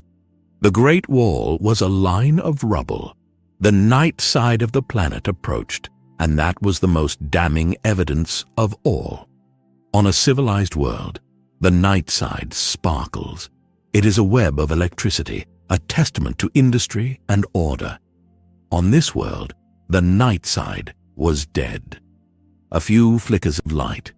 Fires, burning oil wells, glowing radioactive pits punctuated the darkness, but they looked less like civilization and more like the bioluminescence of deep-sea predators. The visitor stopped over the Pacific. He hovered there, the sun cresting the limb of the earth behind him, casting his long shadow over the ocean clouds. He ran the calculations in his head. Viltrumite conquest was based on a simple equation: effort versus yield. You conquer a species to harness their labor, their technology, or their genetic stock.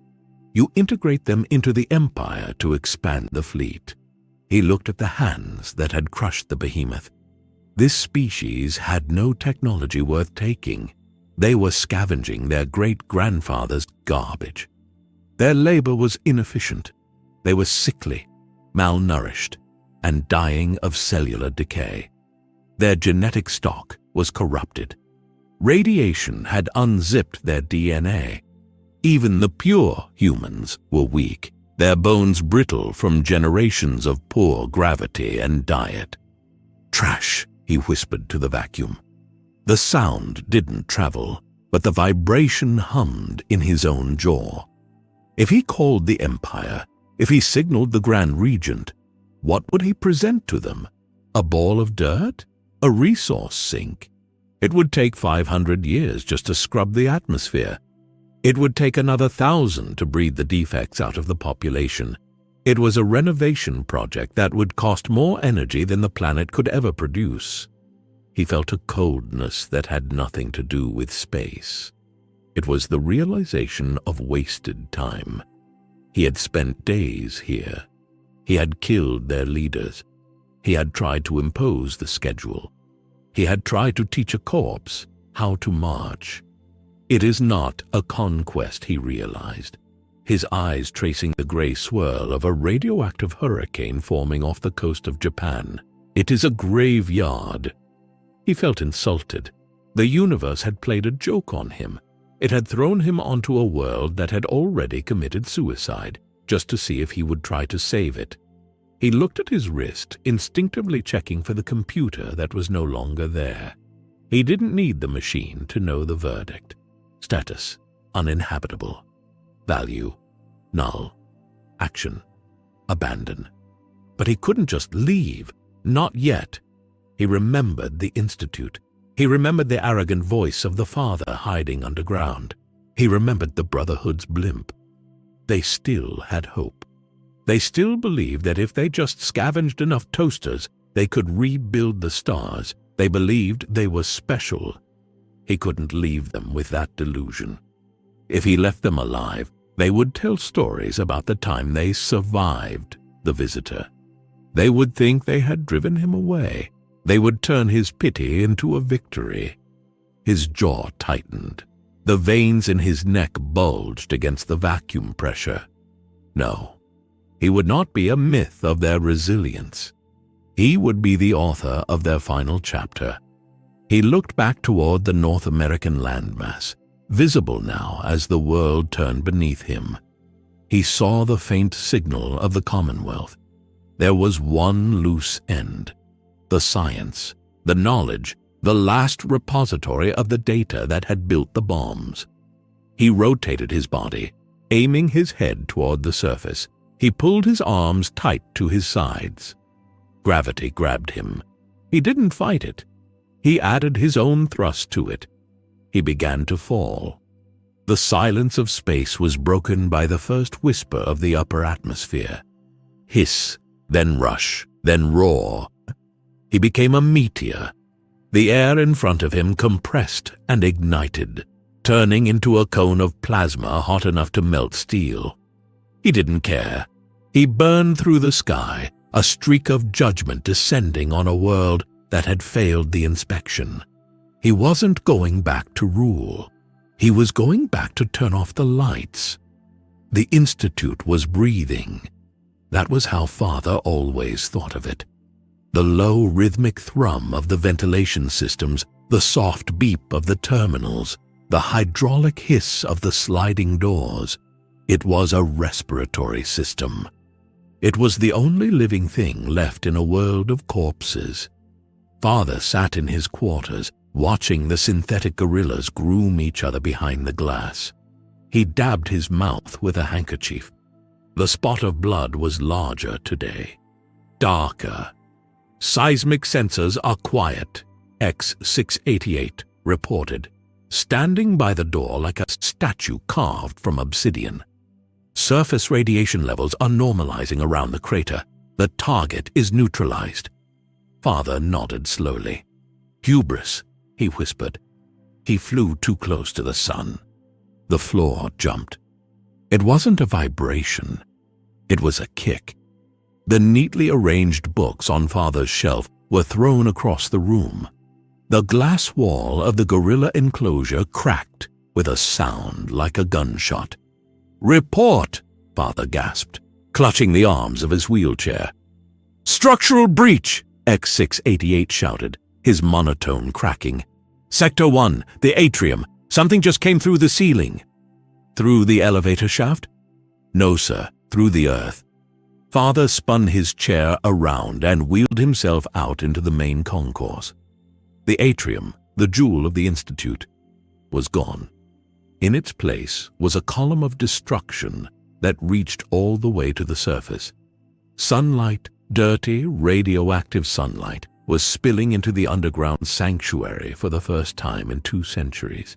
It illuminated the dust cloud that filled the space. In the center of the debris, standing in a crater that had pulverized the central elevator, was the visitor. He was steaming. The heat of his re-entry was shedding off his skin in waves of distortion. He was naked, his body a map of violence. Tan skin stained with the frozen, thawing blood of the stratosphere and the gray ash of the dead world. Synths Gen 1S and 2S rushed him. Skeletal, mechanical nightmares with laser pistols. The visitor didn't even look at them. He simply walked. He walked through a Gen 2 synth. He didn't punch it. He just occupied the same space it was standing in. The machine shattered, plastic plating and circuitry exploding outward. He walked through a heavy blast door as if it were a curtain of beads. He was heading for advanced systems. "Stop him!" Father screamed, his voice thin and reedy. "X6, the reactor!" X-688 unslung his laser rifle. He was the pinnacle of Institute engineering. Faster, stronger, smarter than any human. He activated his stealth buoy, vanishing into a shimmer of light. The visitor stopped. He tilted his head, listening to the displacement of air. He reached out his hand to empty space. Thud. His fingers closed around an invisible throat. The stealth buoy shorted out, sparks showering down, revealing X-688 dangling in the visitor's grip. "Plastic," the visitor said. He sounded tired. "You are just a toaster with anxiety." He squeezed. There was no wet crunch this time. There was the sharp snap of high-grade polymers and the screech of crushing servos. The light in X-688's sunglasses flickered and died. The visitor dropped the heap of scrap metal and stepped over it. He entered the reactor room. It was a cathedral of science. In the center, bathed in blue Cherenkov radiation, was the beryllium agitator. It pulsed with the energy of a captured star, powering the lights, the food synthesizers, the teleportation relay. It was the heart of the future. Father wheeled himself into the room, gasping for breath. "Don't," Father begged. "You don't understand. This is the legacy of mankind. The data, the biology. We can fix the surface." The visitor stopped at the edge of the reactor pit. The blue light washed over his naked form, casting long, sharp shadows against the white walls. He turned to look at the old man in the wheelchair. "You have been hiding in a hole for 200 years, the visitor said. His voice was flat, devoid of anger, filled only with a terrifying administrative finality. "You replaced people with dolls. You replaced food with paste. You call this saving humanity?" "We are the last hope," Father wept. "You are a tumor," the visitor corrected, "growing in the dark." He turned back to the reactor. He stepped off the walkway. He didn't fall. He lowered himself until he was hovering directly in front of the agitator. The radiation levels here were enough to melt lead. The visitor inhaled it like a pleasant aroma. He placed both hands on the containment housing. "No," Father whispered. The visitor pushed. He didn't just break the glass. He compressed the entire assembly. He drove his hands together, crushing the beryllium agitator, the cooling rods, and the containment field into a single dense sphere of superheated rubbish. Crunch. The sound was sickeningly mechanical. It was the sound of a complex, beautiful machine being murdered. The blue light died. Instantly, the Institute plunged into darkness. The emergency red lights flickered on, dim and blood-colored. The hum of the ventilation stopped. The air grew still and heavy. Then came the noise. It started deep in the bedrock. A low, mournful frequency that vibrated the fillings in Father's teeth. Groan. It was the sound of the earth realizing the weight it was holding was no longer supported by the structural integrity fields. The massive cavern hollowed out beneath Boston began to settle. "The integrity fields!" Father wheezed, clutching his chest. "Without power! The ceiling!" "Gravity," the visitor said, floating back up to the walkway. "It is the only law that matters!" Huge cracks appeared in the white walls. Dust poured from the ceiling in streams. A chunk of concrete the size of a car fell into the reactor pit, smashing the ruins of the machinery. The visitor walked past Father. He didn't touch him. He didn't kill him. He simply left him in the dark. "Why?" Father asked, his voice failing as the coughing fit took him. "Why destroy it all?" The visitor paused at the door. He looked back at the dying man and the dying room. "Because," the visitor said, "if I let you live, you might reach the stars, and I cannot allow a species this broken to infect the galaxy." He launched himself up the elevator shaft. Behind him, the groan of the earth grew to a roar. The white walls buckled. The ceiling gave way. The Institute, the last bastion of human arrogance, collapsed in on itself, burying the smartest men alive under millions of tons of dirt and history. The dust plume from the collapse of the Institute rose like a geyser of gray flour, punching through the cloud layer and staining the upper atmosphere. The visitor hovered at the edge of the troposphere, 20,000 feet above the ruin of Boston. The air here was thin, biting with a cold that would have frozen human tears before they could fall. On his naked skin, it felt pleasant, a crisp, sterilizing chill that numbed the phantom sensation of the nuclear fire he had bathed in earlier. He looked down. The Commonwealth was a map of failure spread out on a table of mud. Directly below him, the CIT ruins, the charred skeleton of the old world's academia, were gone. In their place was a sinkhole, a jagged gaping maw in the earth that was swallowing the surrounding streets.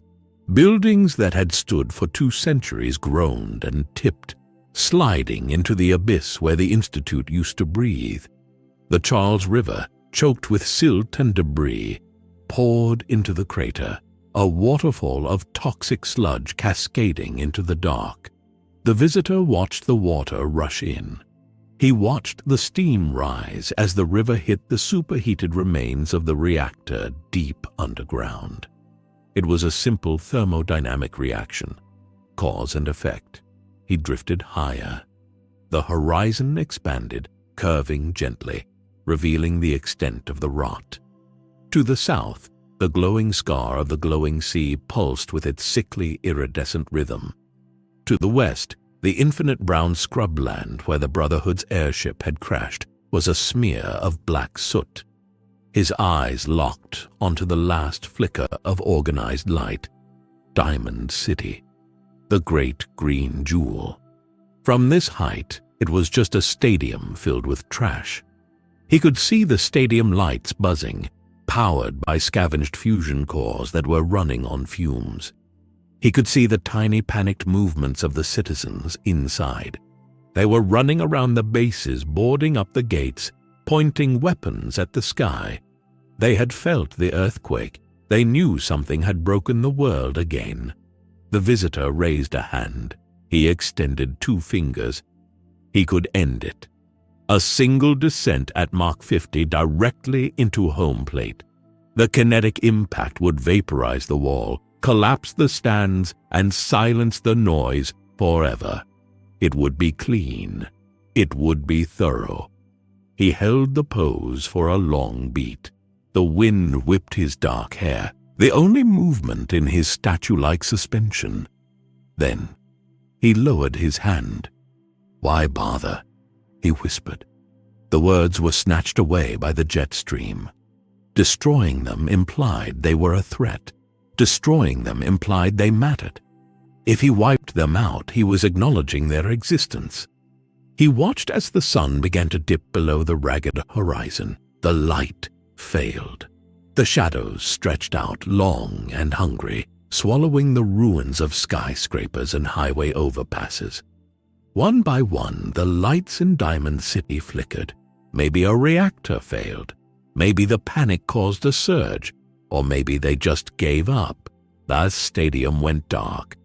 The visitor watched the darkness spread. It wasn't the peaceful dark of sleep.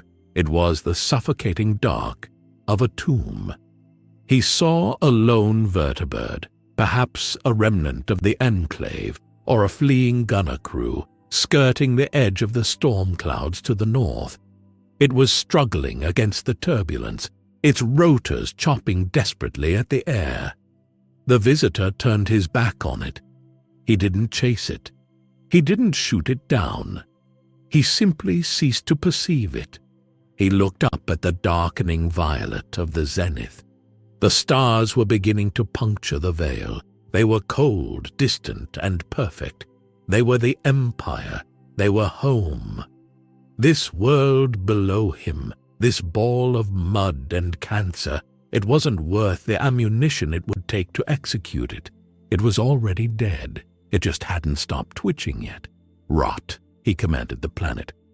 It was his final decree, not a sentence of death, but a sentence of neglect. He engaged his flight reflex. The air around him compressed, forming a shock cone. He didn't look down again. The transition from atmosphere to vacuum was violent. The visitor accelerated. Mach 10, Mach 20, Mach 30. He became a friction torch. The air in front of him couldn't move out of the way fast enough. It piled up, compressed, and ignited into plasma. He was a meteor falling upward, a streak of white fire tearing a hole in the sky. He punched through the Kármán line. Boom! The sonic boom was the final insult. It was a massive concussive wave that rolled down from the edge of space. It hit the surface of the wasteland with the force of a thunderclap. In the ruins of Boston, the last remaining panes of glass in the skyscrapers shattered. The skeleton of the mass fusion building groaned and finally gave up, the upper floors shearing off and crashing to the street. In the silence of the night, every sleeping dog, every mutant, every huddled survivor flinched as the sky screamed one last time, and then silence. The visitor floated in the black. The plasma fire died, starved of oxygen. The heat shed off his skin, radiating into the infinite cold. He was alone. He looked at the earth. It filled his vision. A massive, devastating sphere. From here, the radiation storms were visible as swirling bruises of yellow and green. The oceans were black oil. The continents were gray scabs. There were no borders, no nations, no heroes. He looked at his wrist. The computer was gone, melted in the glowing sea. The skin there was smooth, unblemished, the tan unbroken. He tapped his temple with a finger. Designation Earth 119. Status: feral. Resource: potential: 0. Quarantine protocol: indefinite. He catalogued the data in his mind, filing it away in the cold hard drive of his memory. He would report this to the Grand Regent. He would tell them that the sector was empty. He would tell them that there was nothing here but ghosts and garbage. He felt a twinge of something in his chest, a microscopic echo of the dog's whimper, the smell of the ozone in the vault, the defiance in the sheriff's eyes. He crushed it. He strangled the emotion before it could take a breath. Feelings were for species that died. He was Viltrumite. He was eternal. He oriented himself away from the sun. He located the deep space beacon of the nearest outpost, light years away in the nebula of a younger, cleaner star system. He brought his knees up, coiled like a spring against the fabric of space-time. He looked back one last time, not at the planet, but at the empty space where the moon hung pale and pockmarked. "You're welcome," he said to the void. He kicked. There was no sound. There was only the sudden relativistic distortion of light as he accelerated to sublight speeds. He became a streak of color, a shift from red to blue, and then he was gone. Behind him, the earth continued to spin, heavy, broken, alone in the dark. On the surface, a radioactive rain began to fall, washing the dust from the glass crater where a god had stood, filling the silence with the soft, steady hiss of erosion. The long, slow night of the wasteland continued, uninterrupted.